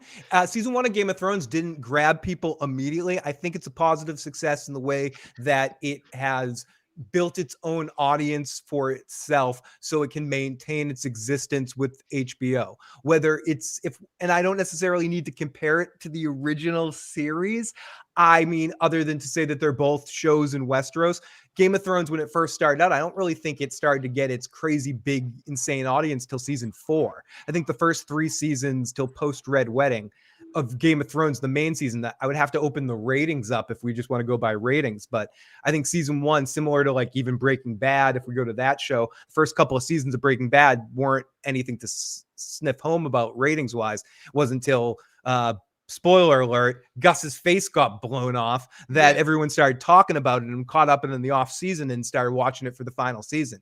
It's it very was the Netflix effect too, that everyone was able to binge watch Breaking Bad. When it went to Netflix, everyone binge watched it. exactly. That's what really blew the show up with that. And it was between seasons 4 and 5. And The Sopranos got really huge between seasons 3 and 4. Like in season 4 really became the huge breakout season. So if we're comparing House of Dragon season 1 coming into a foul environment, it's like peeing in the wind. It was going against a force of nature that wanted to hate this show on so many levels, and it actually maintained a success. Does that mean it's perfect on every issue? No, but I'd say season 1 is an unmitigated success. I think so. I thought it was a big success. What do you think, Bridge? Is House of Dragon success to you? Can't hear you. You're muted or something. I think that analogy that Phil used was disgusting, but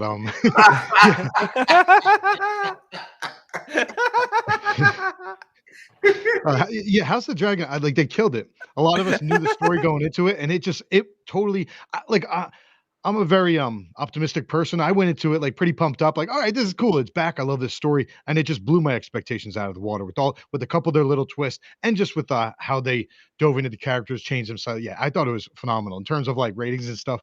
I don't look at that, but I'm assuming I'm assuming it did well.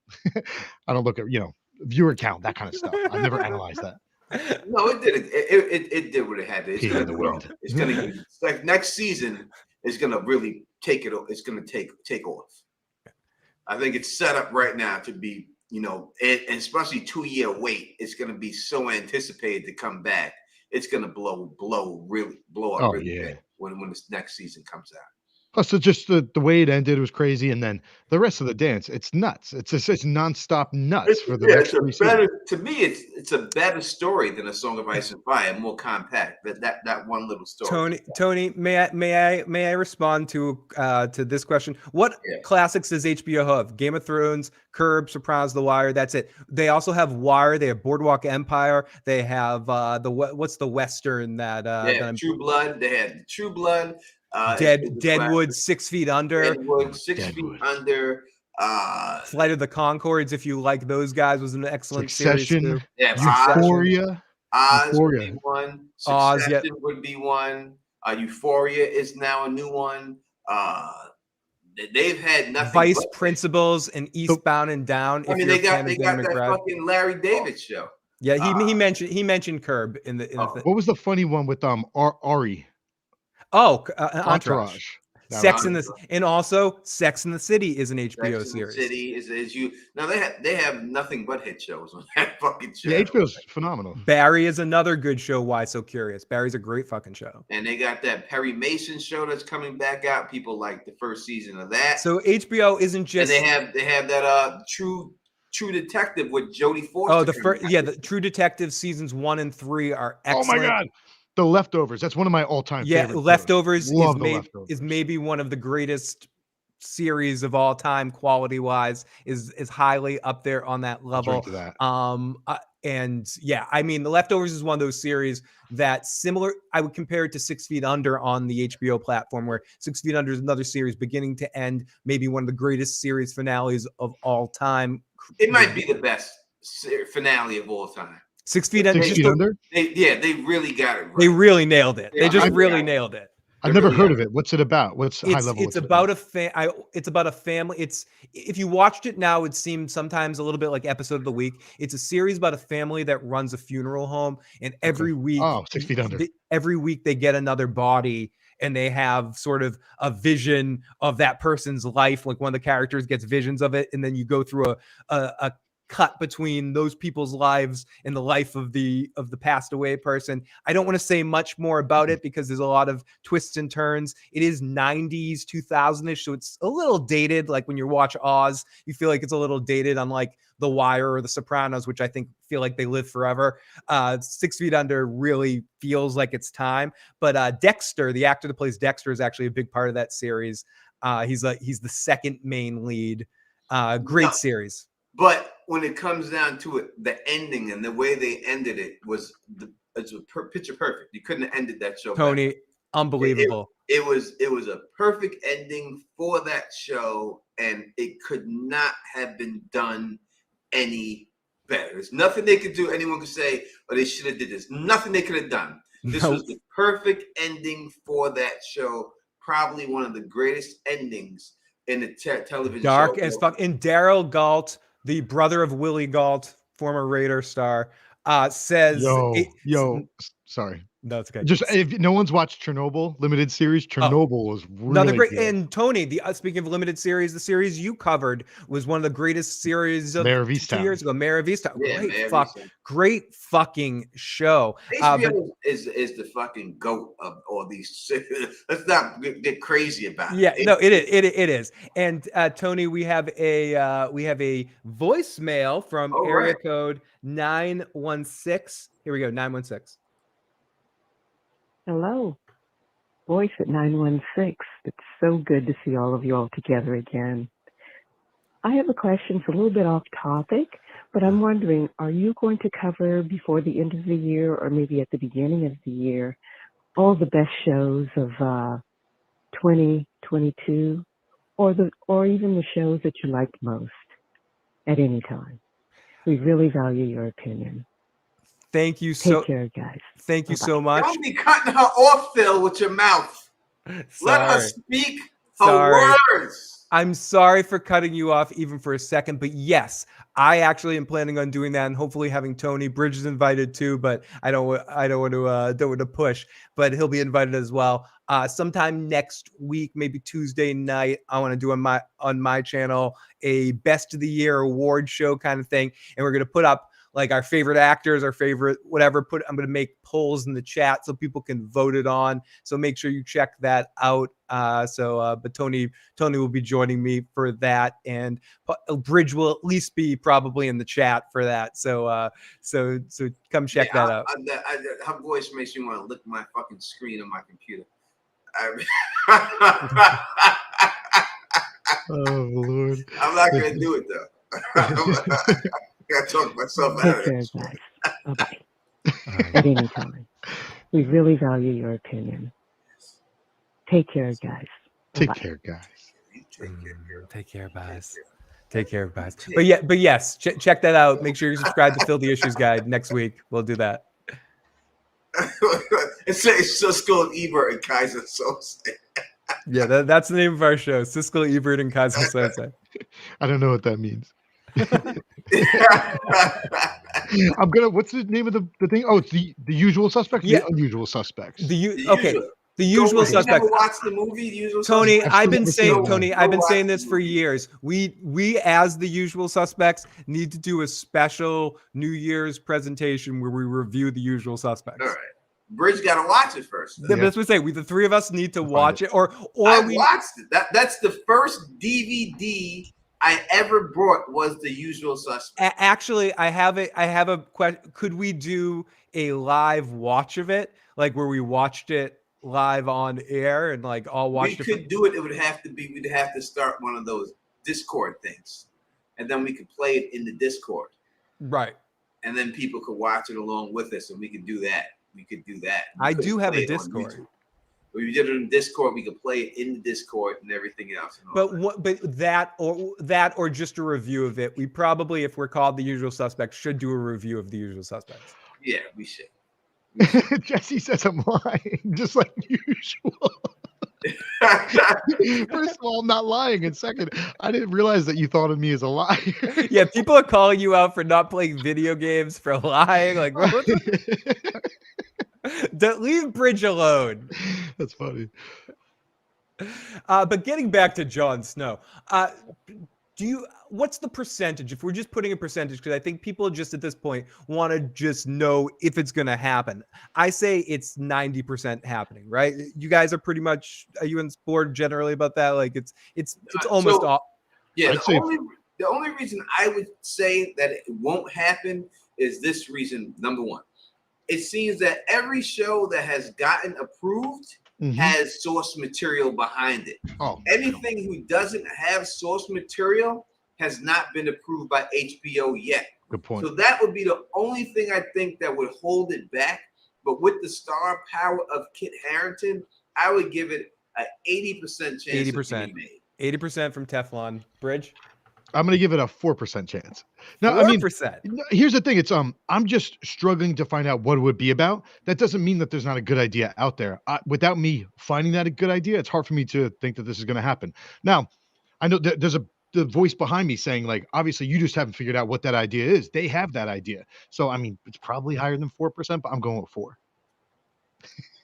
No, I mean, in fairness, Bridge, I think you're more creative than I'm worried that you're more creative than the writers of the series. That you and Tony, like, I'm afraid they're not going to listen to an idea like you have that's digging deep into the lore and connecting something interesting. And I'm worried about the Jon Snow superhero series that they're just going to try to make for, to your point earlier, again, Bridge, about they're making this so Jon Snow can add an addition to his house, so Kit Harrington can add an addition to his house because gunpowder didn't work out, because the Eternals wasn't a hit, because everything else he's tried since that. Well, he was in the Eternals, right? Well, because everything else he's tried since then has been a failure for the most part. So the only thing he can do is go back to his character, and he's trying to make a story to make Jon Snow a viable character for a few more seasons to make some money.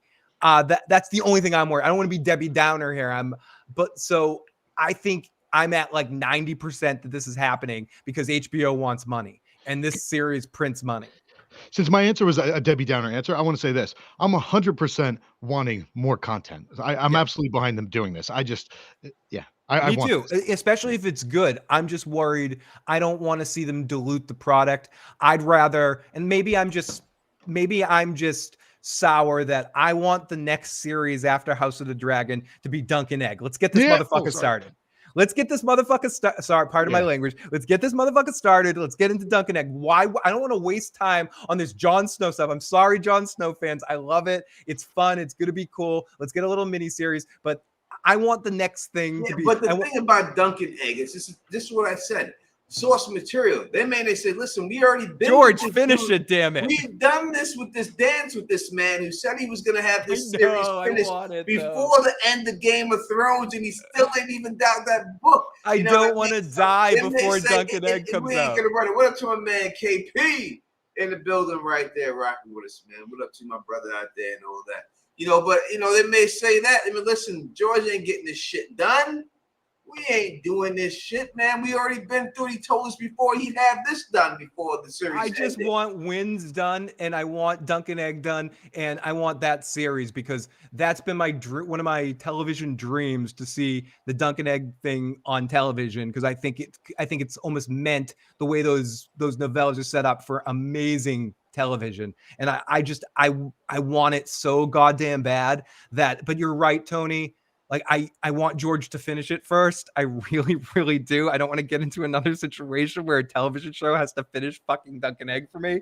But that's the one I want. That's the one I really want more than a Jon Snow series. I can't lie. Sorry, Jon Snow fans. I'll talk about it. I take Robert's Rebellion over all of it.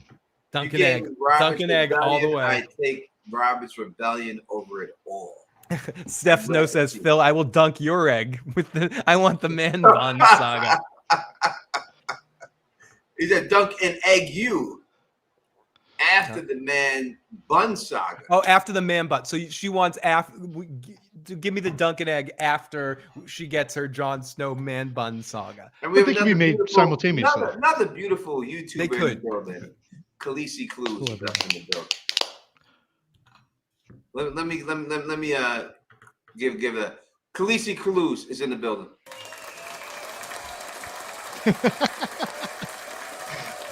That's funny.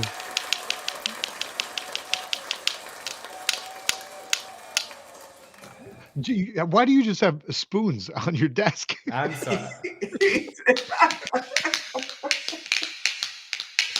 Oh, those are cool. He plays the spoon. Because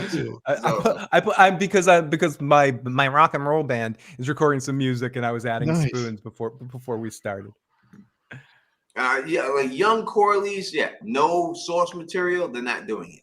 That's all. If there's no source material, they're not doing it. That seems to be the thing that's holding back other shows. They're not doing it unless they have some type of source material. Kelly Johnson super chat. Let's bring it on the screen. All your ideals ideas behind mine. Rise of the Freehold. What's that mean? That Kelly's his saying like ideas- all your ideas suck, or not your ideas suck, but my idea is the best. Rise. Kelly wants to see Rise of the Valyrian Freehold. Fuck you, Kelly. All right. You're saying my ideas suck? Technically, Kelly didn't say that, but Kelly just said, I'm the best. Rise of the Valyrian Freehold. I guess, but that one would have to be called like the Doom of Valyria. It would. It would have to be the Doom of Valyria, Yeah. not Rise of the Valyrian Yeah. Freehold. It would have to be the Doom. Because if you did the Rise, then you would have to go into the whole fucking Turtle Wars and everything else like that. You know what I mean? You would have to have all that in there. So you would have to do the Doom of Valyria. I would think it would have to be that and everything. It's a good idea, but it's not better than mine, Kelly. Sorry. Yeah, something like the Corliss's 9 Voyages. I think the reason that didn't get sold or that was canceled, probably, right? Was that canceled? Yeah, it was canceled. So like that would be fun, but you don't, like you said, you'd have to make up all the material because it just says that he went on these 9 voyages. It's very thin. And on top of that, it's like, what does it actually build up to? Like Game of Thrones was the Song of Ice and Fire and the political stuff down at King's Landing. House of Dragon is the dance, right? Valyria would be the doom. What does Corliss's thing build up to? It's like it builds up to the beginning of the dance. It doesn't really build up to anything. You know what I mean? Yeah, it would have to be how he took over Driftmark at the end. Yeah, but it's would like, be that like he gets banished from Driftmark. He jumps on his ship. He does these 9 voyages, comes back, and he takes over Driftmark. And then he marries Rhaenys. And it would have to be something like that. That's the only way it would work. Super chat right here. Thank you so much from Sydney. And she says, I know this is off topic, but I Zachary think Montgomery? the actor who would be great as Cregan Stark is Drock Montgomery. Was he the kid from Stranger Things or the White Lotus? I think he's Stranger Things. I would have to see that. Yeah, so he was Billy. Yeah, so I actually like that because everyone's saying like, Henry Cavill should play Cregan Stark, and I'm like, Henry Cavill's twice the age of Cregan Stark. Cregan Stark should be like 20, not 40. This kid he's Billy. He's the redheaded girl's older brother in Stranger Things. I could see him. The ondy problem is he's like, I know who you're talking about. He's a little short. Like, wouldn't you want like a big bad Cregan Stark kind of thing, or maybe not? Cregan Stark has a lot of gravitas. It's never said that he's like a big, tall dude, but I feel like just the character comes off the page as like almost like a Robert Baratheon of Starks. You know what I mean? Landing, it seems like he's a big motherfucker. The way he just comes across as huge. You know, so I would have to look around and see. With that said, this actor was great. I thought he was awesome. I'd be behind that. Now, I feel like we need to do a separate stream. Like the next one we do needs to just be about I don't want to do another clickbait title, Tony, but I feel like the next one should be why the hell does everybody want Henry Cavill in A Song of Ice and Fire? Or like not in a bad way. Like everyone's trying to place him somewhere. I don't want to hijack this Jon Snow from the Jon Snow stuff, but will Henry Cavill show up in the Jon Snow series? I don't think so. Real quick, just a devil's advocate, because I spoke out against an actor. I don't like being a negative person. He's the same height as being whatever guy played Eddard Stark. So this guy could play Cregan. I could see that. The dude from Stranger Things. Yeah. But yeah, everyone wants Henry Cavill somewhere in A Song of Ice and Fire. I guess for a quick question aside, do you guys think Henry Cavill will end up on a Game of Thrones series eventually? Will he become a Targaryen? If the money's right. The money is right, he'll do it. I think that's what it comes down to. And Luna's right. People want him because they think he's fine. It's all about the looks. They don't care about anything else. They like the way he looks, and that's what it is. When he did the witches scene in the bathtub, that's all I heard about these fucking women talking about fucking Henry Cavill in the fucking bathtub and shit like that. And make him Rhaegar Targaryen. He was in that bathtub scene? Yeah, he did the bathtub scene. I didn't even see him. There was some girl called Anya Chalotra. That's all I could see. The thing I liked about him, he actually did the Geralt voice. He really, he could have did his own voice, but he tried to do the Geralt voice. He was great as Geralt. His stunt work was great. I'm a straight dude, but he's a handsome guy. He was a great Geralt for sure. He was perfect. The show was gonna flop without him, guaranteed. Oh yeah, it's going on. So Oh, sorry, Bridge. Go. No, I'll just say I'm one of the few people I just want to give a shout out to Geralt because I don't personally care who plays a character. Like I grew up, I say same with you, Phil. Like we grew up watching musicals where it's like you see the same show, like different years with different Multiple, people yeah. playing it. I don't care who plays a character. Like I'm not into Henry Cavill. I'm into Geralt, so I'm gonna keep watching the show. Yeah, Yeah, I mean, I just that's a good don't point. see it being possible for. I think of it the same situation when I think just off topic. We shouldn't be talking about, but I'll talk about it real quick. Spartacus. It reminds me of when the actor who played Spartacus passed away, Mhm. right? And he was so much of Spartacus that even when they tried to do, they did the prequel to try to extend it to see how his cancer went. And then when he eventually passed away, they brought in a new Spartacus.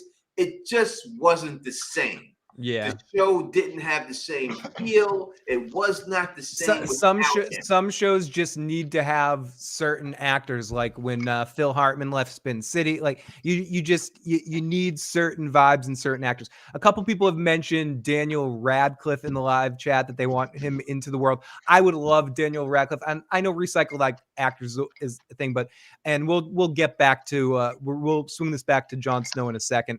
But just in general, casting within the Song of Ice and Fire universe, actors we wouldn't mind seeing in there if we're kind of talking about this, whether it's on Jon Snow or another series. Daniel Radcliffe is fucking awesome. Great in the Weird Al movie if people haven't seen it.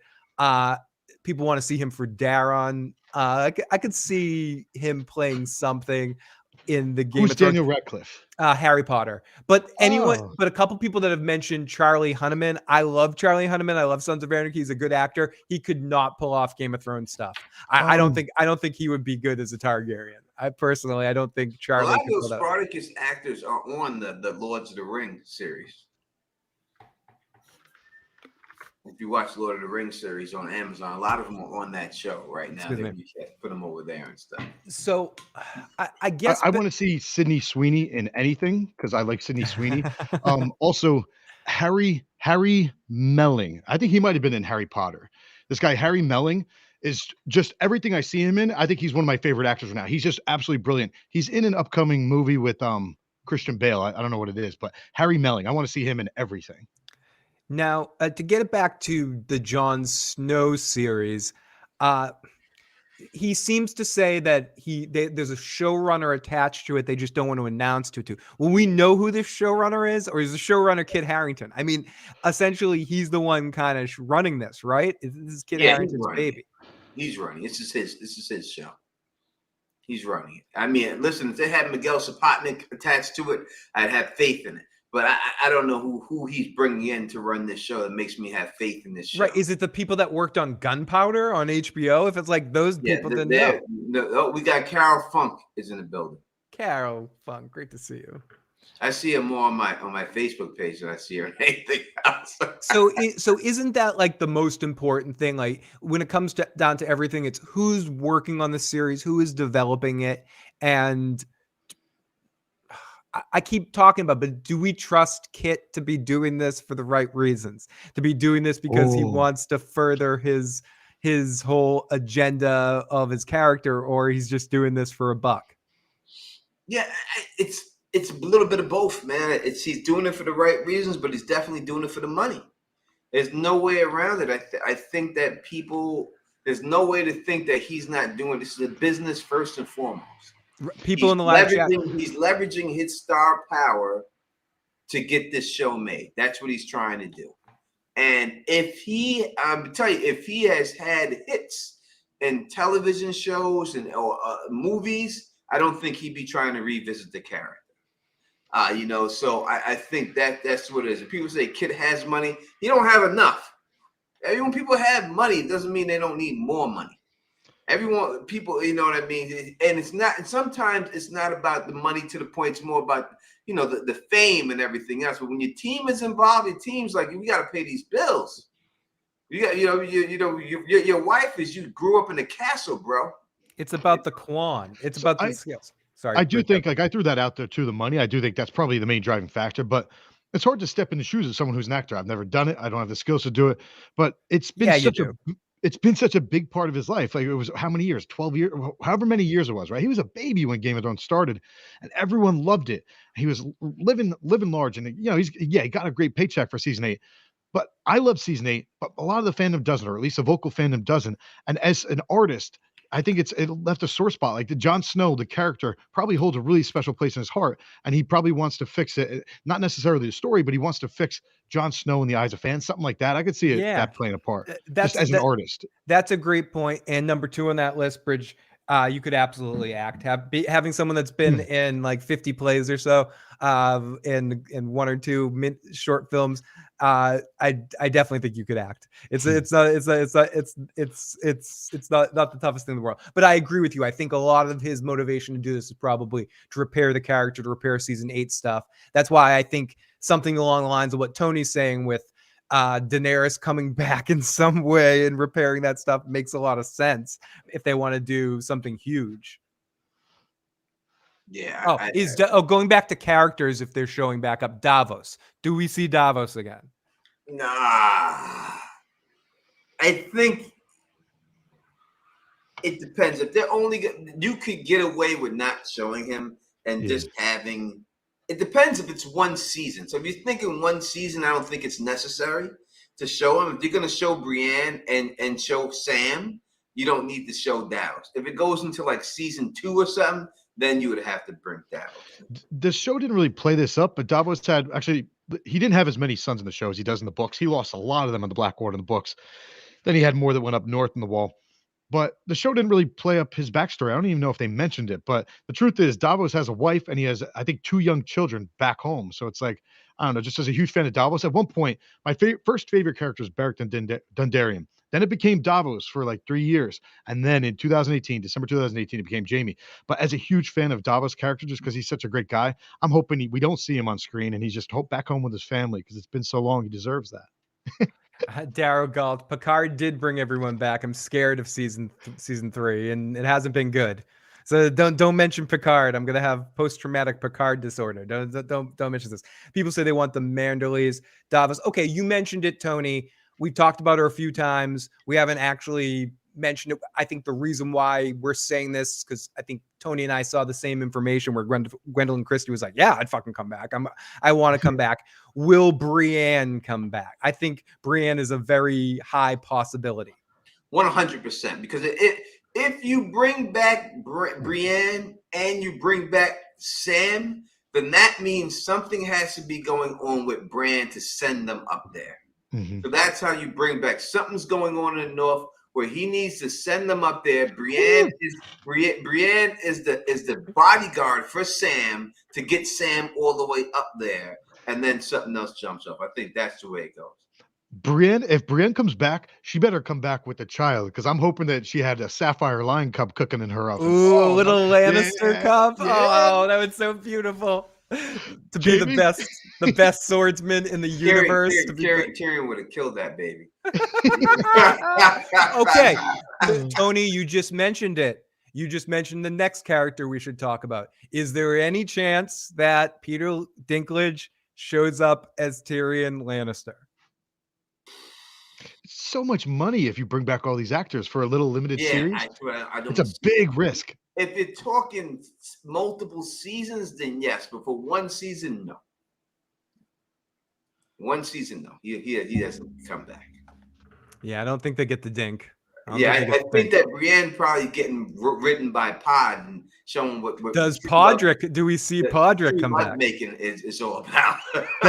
Does Podrick come back with Brienne? Right? No. I'd like to see unless he's come back to die. He better come back to hook up with Sansa. I think in the books we might see a Sansa Podrick thing going down. No, you're not going to see. Yeah. You're not one. In this corner, Tony Teflon. In this corner, Bridge 4. Maybe not though. I mean, he's only like 10 in the books, 10, 11. Then by the time it ends, he might only be like 13. But I just think it'd be pretty poetic if the very first person, when Sansa left her home, the very first person who scared her was Sir Ilan Payne, and then he chopped off her father's head with ice with her father's own sword. It'd just be pretty poetic. Pod went out with Brienne to find Sansa. Pod helped save Sansa. I do see like why the show, like let's say that's the direction they're going with in the books, Pod and Sansa. I can see why the show gave Sansa her ending alone, because Sansa wasn't the same Sansa as in the books. In the show, Sansa's been physically abused by Ramsay and stuff. That doesn't happen in the books. So you sort of do need to give her some space and some time alone. But in the books, I could see her ended up with Pod maybe. Do you think, if we're projecting future of television show characters, do you think television show Sansa in the future as Queen in the North eventually has a child to be her successor? Let me stop the bullshit. Let me tell you exactly. Here it goes. Sansa is going to marry Edric Storm. That's the way it's going in the books. That's the reason why his name is Ned. His nickname is Ned because he's going to become the new Ned Stark of Winterfell. Interesting. That's the way it's going to go down. I promise you that's how it goes down. That's what it is. That's why they gave him the nickname of Ned. They named him that because that's the new Ned Stark of Winterfell that unites finally the Baratheons and the Starks together like they were supposed to be. That is the way it goes down. Remember, but you never met, like, I see Edric, I envision him being Storm's End the way that Gendry gets Storm's End in the show, and that opens up Gendry to potentially either die fighting in the North or to go off with Arya. Yeah, I thought that they were going to show Gendry get with Sansa in the show because they gave him his part. Gotcha. So I thought that's the way I did many videos about. That's what I thought they were going to do in there and stuff. But they went with Gendry just lusting after Arya and getting humped and dumped by Arya instead. You know, that scene was cool because it's like, wow, the world's potentially about to end. You guys are you're going to war the next day. Let's hop on the good foot and do the bad thing. That had to be a good time for both. That's what I want to do. If the war's gonna end, I want to fuck everything. Yeah, that's what I want to do. I want to fuck everything and fuck because that you don't know what's gonna happen tomorrow. So and they cared about each other. Get it in. You get it in, and that's it. When they would send people to battle, right, to war in the United States. And there was a guy named Bob Hope. You people are young, you ain't never remember who Bob Hope was. Bob Hope was a huge guy in Hollywood for a very long time. Huge, as big as it gets. Big chin too. His thing was he loved to support the soldiers. He was a big supporting of the soldiers. And every time he would go and perform with the soldiers, he would bring the hottest Hollywood chick with him. And he would say, I want to show you boys what you're fighting for. And whether it was Marilyn Monroe or whoever it was, he'd always bring the hottest chick from Hollywood out there to say hi to all the troops and everything else. Because this is why I want to show you what you're fighting for. And that was his line every time. I want to show you boys what you're fighting for. What you're fighting for, the beautiful women that you're fighting that you could have. You can't never have her, but this is what you're fighting for right here.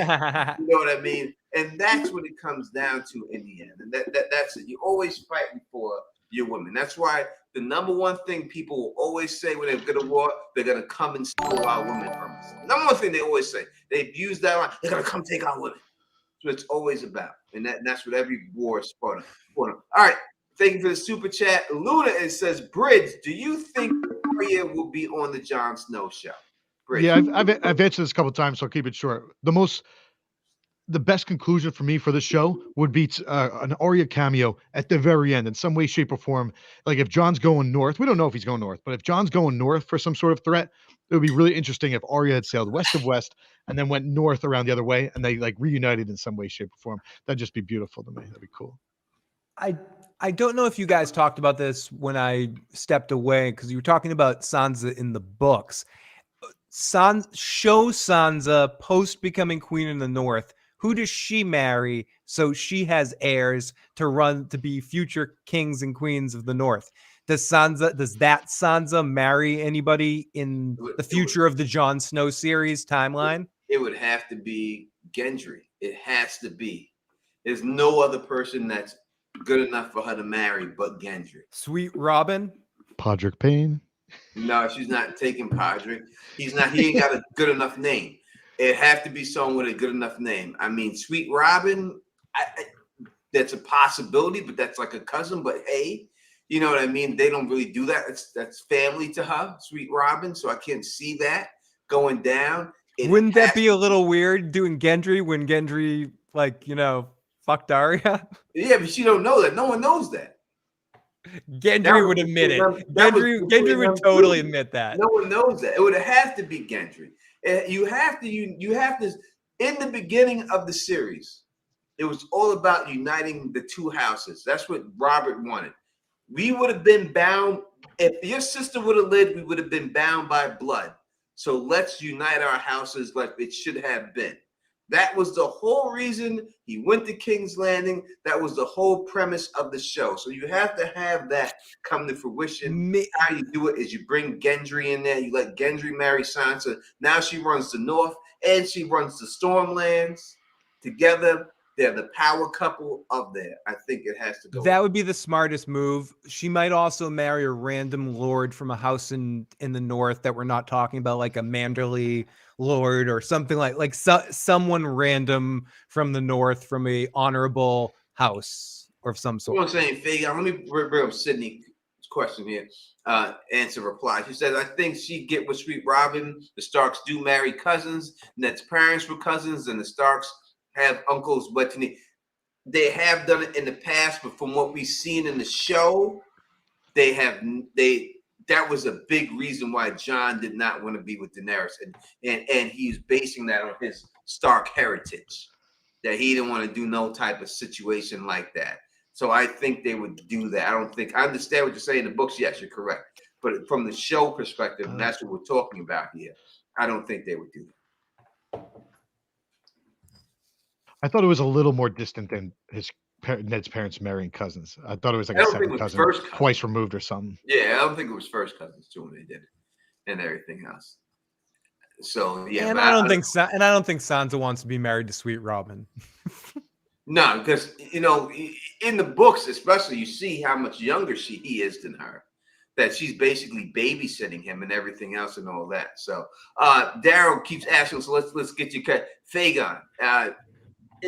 I don't think she married Fagon. I would love to do a stream all about Fagon. We could talk about that. In fact, maybe we'll do that for the next stream. Next week we'll go through Fagon and stuff like that. I could figure out a way to do the stream and stuff. We could do the hidden Targaryens, all the hidden Targaryens, people who are supposedly hidden Targaryens. Ooh, it's been a while since I talked about my Tyrion as a Targaryen. Yeah, talk about all the theories and if they truly are and why we think they are or not. Maybe we can go into that. Those are literally you spoke about Dunk earlier. I have a video. I made it like a month ago, but I'm finally releasing it tomorrow's Dunk.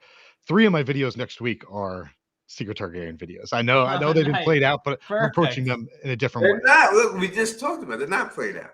And there's one that no one's ever mentioned, I don't think. So the first one I think people might like. Right now is off-season Bridge. Anything's fair game. Put it all out. Next live show after Bridge releases his videos, we'll do Secret Targaryen videos. Yeah, we'll do a Q&A for Bridge's videos. We'll like watch stuff and go through everything else, and we'll see exactly. We can even watch Bridge's videos back live on the stream. No. No, sorry. Dragon Seeds is I'm definitely looking. That's one of the things I'm looking forward most for season 2 of House of the Dragon.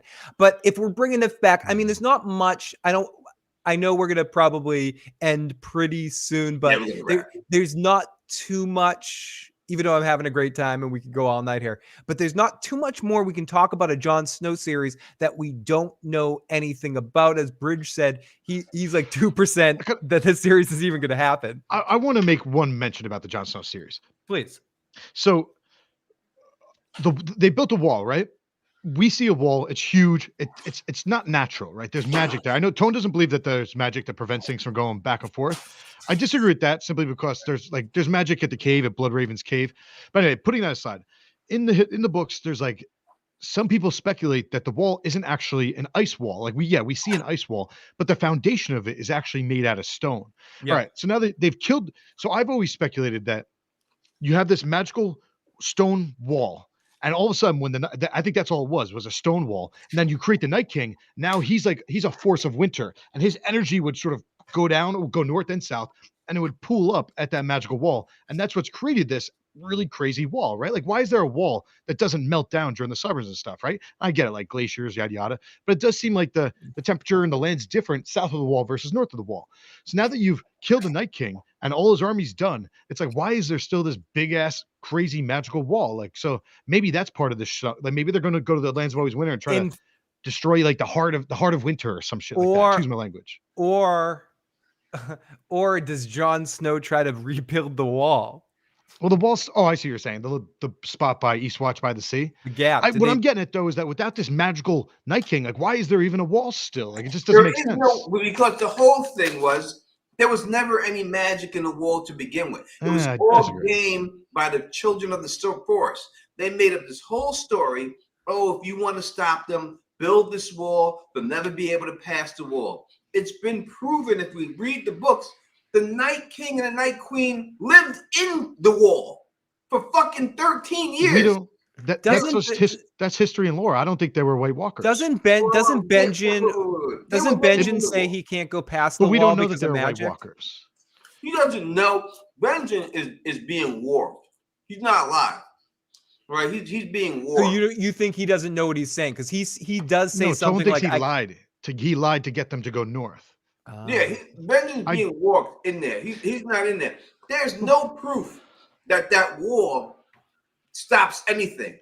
As soon as it gets attacked, it gets knocked the fuck down by a dragon. The white that Jon Snow brings through comes right back to life when he gets to the other side. So when we seen the Children of the Forest power actually work was in the Cave of Blood Raven. When we seen the whites come in, they all exploded. They exploded. They exploded. There was no explosion for that motherfucking wall at all, for nothing. There was no motherfucking white shit there and they exploded. When they had to protect their own ass, that shit worked. This was propaganda and everything else to get the people not to go beyond the wall because that's where they were at. But also, I'm not sure if the show ever explicitly explained this. Like, how did the White Walkers get through into the cave? They eventually did. Is it because the Night King marked Bran and Bran was inside the cave? Then when Bran went south of the wall, maybe that's what allowed them to get south of the wall. You could put the mark on there. I mean, Don Whitley said something about the mark before. Back in the day, I do remember. I don't know exactly what he said. I remember he's talking about the mark of Bran and everything else. But Jon Snow and the White, before Bran got marked, it came back to life when it came through the wall. Nothing happened. It didn't explode. But it wasn't the way that could be explained is that it wasn't reanimated until it was brought south of the wall, and then it was reanimated. Yeah, but didn't these other ones exploded? Yeah, because they tried going through the wall. So you're saying that if they were dead, you could have dragged their body through it, and then as soon as they got through, they would have been all right. There's the fact that they were alive that they exploded. That's the way it's painted to us. Yeah, well, it's also like because we also have Silverwing. Silverwing was trying to fly over the wall, and it's unclear whether the dragon actually flew over the wall or she didn't fly over the wall. In my head, she did fly past the wall. It's not like preventing dragons from flying, but I think that dragons are attached to like the past, present, and future. So Silverwing sort of knew like, no, this is a problem. We should not be going north of the wall. Yeah, I think that Silverwing. It's the same thing like the curse of Harrenhal. Like we've seen. Yeah, the Harrenhal curse is happening because, man, Silverwing sense Night King could probably take me over. There's some shit over here. I shouldn't go back here. Let's not go. It wasn't a magical barrier that pushed her back and said, let's not go there. But the magical barriers for dead things like Melisandre's shadow baby, she had to go See, here's a good example with the white that they raised at Castle Black. Melisandre created that shadow baby. She then transferred it underneath the walls at Storm's End. And then she released it. But if she had released it outside, it wouldn't, according to her, it wouldn't have been able to get under and into the Storm's End. Well, this is Storm's End we're talking about. Yeah, but the people supposedly Bran the Builder built Storm's End and the magic at the wall. And we know that he couldn't have done both. It's impossible. Yeah, I don't think he did both. So the same type of magic, I think. Yeah, so I think that when the Children of the Forest, it's built that wall specifically to keep out White Walkers. They said that they can't get through this wall. That's why the wall is here. That was the whole reason. The real reason they built it was to keep man out because they didn't want man to keep coming, taking their lands. So they lied about it. And that's what it was. It's like the whole Children of the Forest, the White Walkers, they knew how to defeat the White Walkers because they created them. So it was all propaganda from the beginning. And that was it. That's all it was, propaganda. To bring and they wanted to protect the last green seer, and they didn't want no man coming in there and finding him and doing all that. That's why I think it was all, but it was all propaganda. There's no proof that wall stopped anything, because as soon as the white in the show, this is the first time ever that the White Walkers ever attacked the wall and they blew it down. Right? The first time. It wasn't like they've been attacking for 100 years and keep getting repelled. The first time motherfuckers try it, they knock a hole in that motherfucker.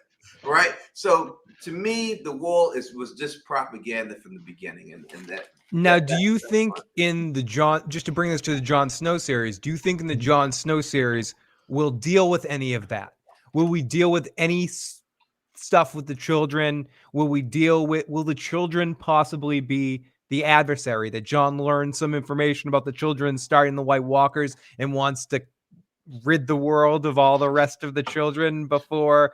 I think the children are already dead. I think that's all the of point them dead. Were the last ones killed in the hold the door situation? Yeah. So just if there are any people out there in the chat like me who think that the children are the most selfless characters in the story, unlike my dude Tone, I think that they sacrificed their lives for the sake of humans, which is I thought that was a very selfless thing for them to do. You don't think there are any left after No, the hold the door situation? No, I think because that's the whole point of like their sacrifice, is that what they just did. They literally, humans were the people that attacked them and killed them over thousands of years ago, and it was just beautiful to me. The way they went out is by protecting humans. And it's funny. There's a great line in the books where it's like she's talking to Bran. She's like, we're actually called those who sing the Song of Earth," and she goes, "You guys call us the children, but we were here like a long time before you." You and Tony need to make like a compare and contrast video where he's talking about them being evil creatures and you're talking about them being the most beautiful creatures in the world. And that video needs to be made immediately. And she says to him, she's like, "It's actually you guys that are children." So for me, the storytelling is that the children actually sacrifice themselves so that the humans could live on. Wow, that's beautiful. It is beautiful, but that's not the way George R. R. Martin writes. And that's not the type of stories he puts out there. There's no beautiful stories in anything he puts out, whether it's the Ice Dragon, anything he's ever written. He doesn't write beautiful stories. It's always bad endings and bittersweet endings. And that's just the way it goes. So the children are disgusting. They've always been disgusting. They started this whole situation and they ended the situation. In the end, they won because they took Bran's body over and got on the Iron Throne. And that was their plan from the beginning. And they figured it out and they won in the end. Will we see any of that stuff on Jon Snow? So Phil, one last thing. What Leaf says to Bran something along the lines of like, she's like, the great lions of the Western Plains have died. The mammoths are down to a few hundred. She starts listing out things and she's like, and we are very, very few, like our time will come too. She's sort of alluding to the fact that she knows like their time will come and like where humans live, there's just no room for other species. Like they take over, and she seemed to be okay with that. No, I'm just okay with that. I think. Oh wait, there's one more line. Bran thinks to himself as she's saying that. He's like, wow, if humans were saying the same things, like humans would be wroth, but she just seems sad. And it was like, oh, I love that line. Yeah, she doesn't, it's not, she understands. Beautiful. She understands that that's the whole thing about their power, right? And that's why you have to understand the children are willing to play the long game. Because when you have a situation of people who don't have an army to fight, what they do and everything else is that they send people to fight in their stead. That's what hold the warging thing and everything else, because they can't go out there and fight their battles because they don't have that many people. So they fight. They sent the White Walkers to fight their battles. They sent the animals to fight their battles. That's the whole thing. It's all a long game, a long con, and they've been playing this from again. Again, you got to also understand the children first can see the future and the past, right? So they know exactly what's going to happen and everything else going on. And they're just trying to survive, though. What's wrong with that? They're not just trying to survive; they're trying to take over, and that's just the bottom line because they got wiped. But all right, let's get up out of here. Yeah, and everything else. Will outlive us all. The Tory Lane's not guilty. If he was found not guilty, it's because this motherfucker paid off every witness not to show up to trial. He paid off everybody not to show up to fucking trial, this motherfucker. But I'm going to talk about that right now. This is not about the stream like that. Let me thank Phil Issues Guy, Bridge 4, all everybody in the chat. We'll try to come back next week we'll wait for Bridge to drop those videos, and we'll talk about all the hidden Targaryen. Are we getting 1 a week, Bridge? 2? How are we getting this done? My goal is actually to end 29, 30, 31 with the 3 of them. Nice. But it's going to be a rough squeeze right now. I've got a couple of them scripted, but 2 of them I haven't finished yet scripting. Well, I don't know. Here's the thing: as long as I get them, I'm trying to finish them for channel members. As long as I get them up for channel members before we go live, that's fine. Because then I could say like I already did it. I'm not stealing your ideas, that kind of thing. You know what I mean? As long as I get it, as long as I finish it, I'll go live. As long as once Bridge gets them up, we'll get them done. We'll be back. Thanks everyone for rocking with us. And I'll be on next week, and I'm going to make Tony join me probably Tuesday night on my channel to talk about best shows of the year's best actors. And Bridge is more than invited anyway, but I know he'll be working on his videos and all that sort of stuff. But Bridge is invited too if he wants to jump on in just to talk about probably a quick stream. We'll try to keep it to around an hour or so because I know people are busy, but we'll just do a couple 4 categories: best show, best actor, best actress, and surprise show, best new show, those kind of things. And we'll bring it to polls in the chat. So make sure you subscribe to my channel. I'll get that posted for Tuesday night. Hopefully. It's so hard. It's gonna be hard, dude. It's gonna be hard when we're talking about this shit. But we'll talk about it. It's hard to beat Severance. It's hard. It's hard. I mean, then we got Better Call Saul popping in there too. Better Call Saul. And then we got From. We got to talk about a little bit. In there, you know. And then we got to talk about a lot of shows. Like if some people want to talk about that John Cena show to bring in the mix too. What's it called? I'm blanking on the name of it. Boys season 2 is really good. House of the Dragon, if we're talking about like a great one season. Jack Reacher's show on Amazon just dropped. This season is amazing. Oh, Jack Reacher? Yeah. This season is really good. Like, this is a really good show. Like, I'm watching this show. Like, this is HBO quality show of it. Like right now, it's not. You wouldn't think it's like it's an HBO quality show. Like everything about it. Like it's a really good show. But yeah, a lot of great shows. Oh yeah, Andor's another one that deserves the conversation, even though I haven't necessarily watched all of it. I know we'll definitely mention it and put it up there in the vote. I'm going to make a bunch of polls, let you guys in the audience vote to get what our final picks are. But Tony and I would say, listen, Peacemaker was a good show. I enjoyed it. It was funny, but it comes to level of show, quality of show. And to me, it comes down to Severance. I mean, we'll talk about this that night. Severance and Better Call Saul. Those two. In House of the Dragon. Can I throw a shout out to the chat? 2 of my friends offline are finally reading the Stormlight Archive. I would love for other people to read it. Hit me up offline. We'll talk about it. The Stormlight Archive. Best series ever. All right. And Dahmer too. Yeah. Dahmer was really good. Yeah. I forgot. Yeah, there's a lot of shows. All right, people. If you like the way you do this, please thumbs up this, spread this across the realm, and as always, subscribe. And until next time, you know who it is. Peace.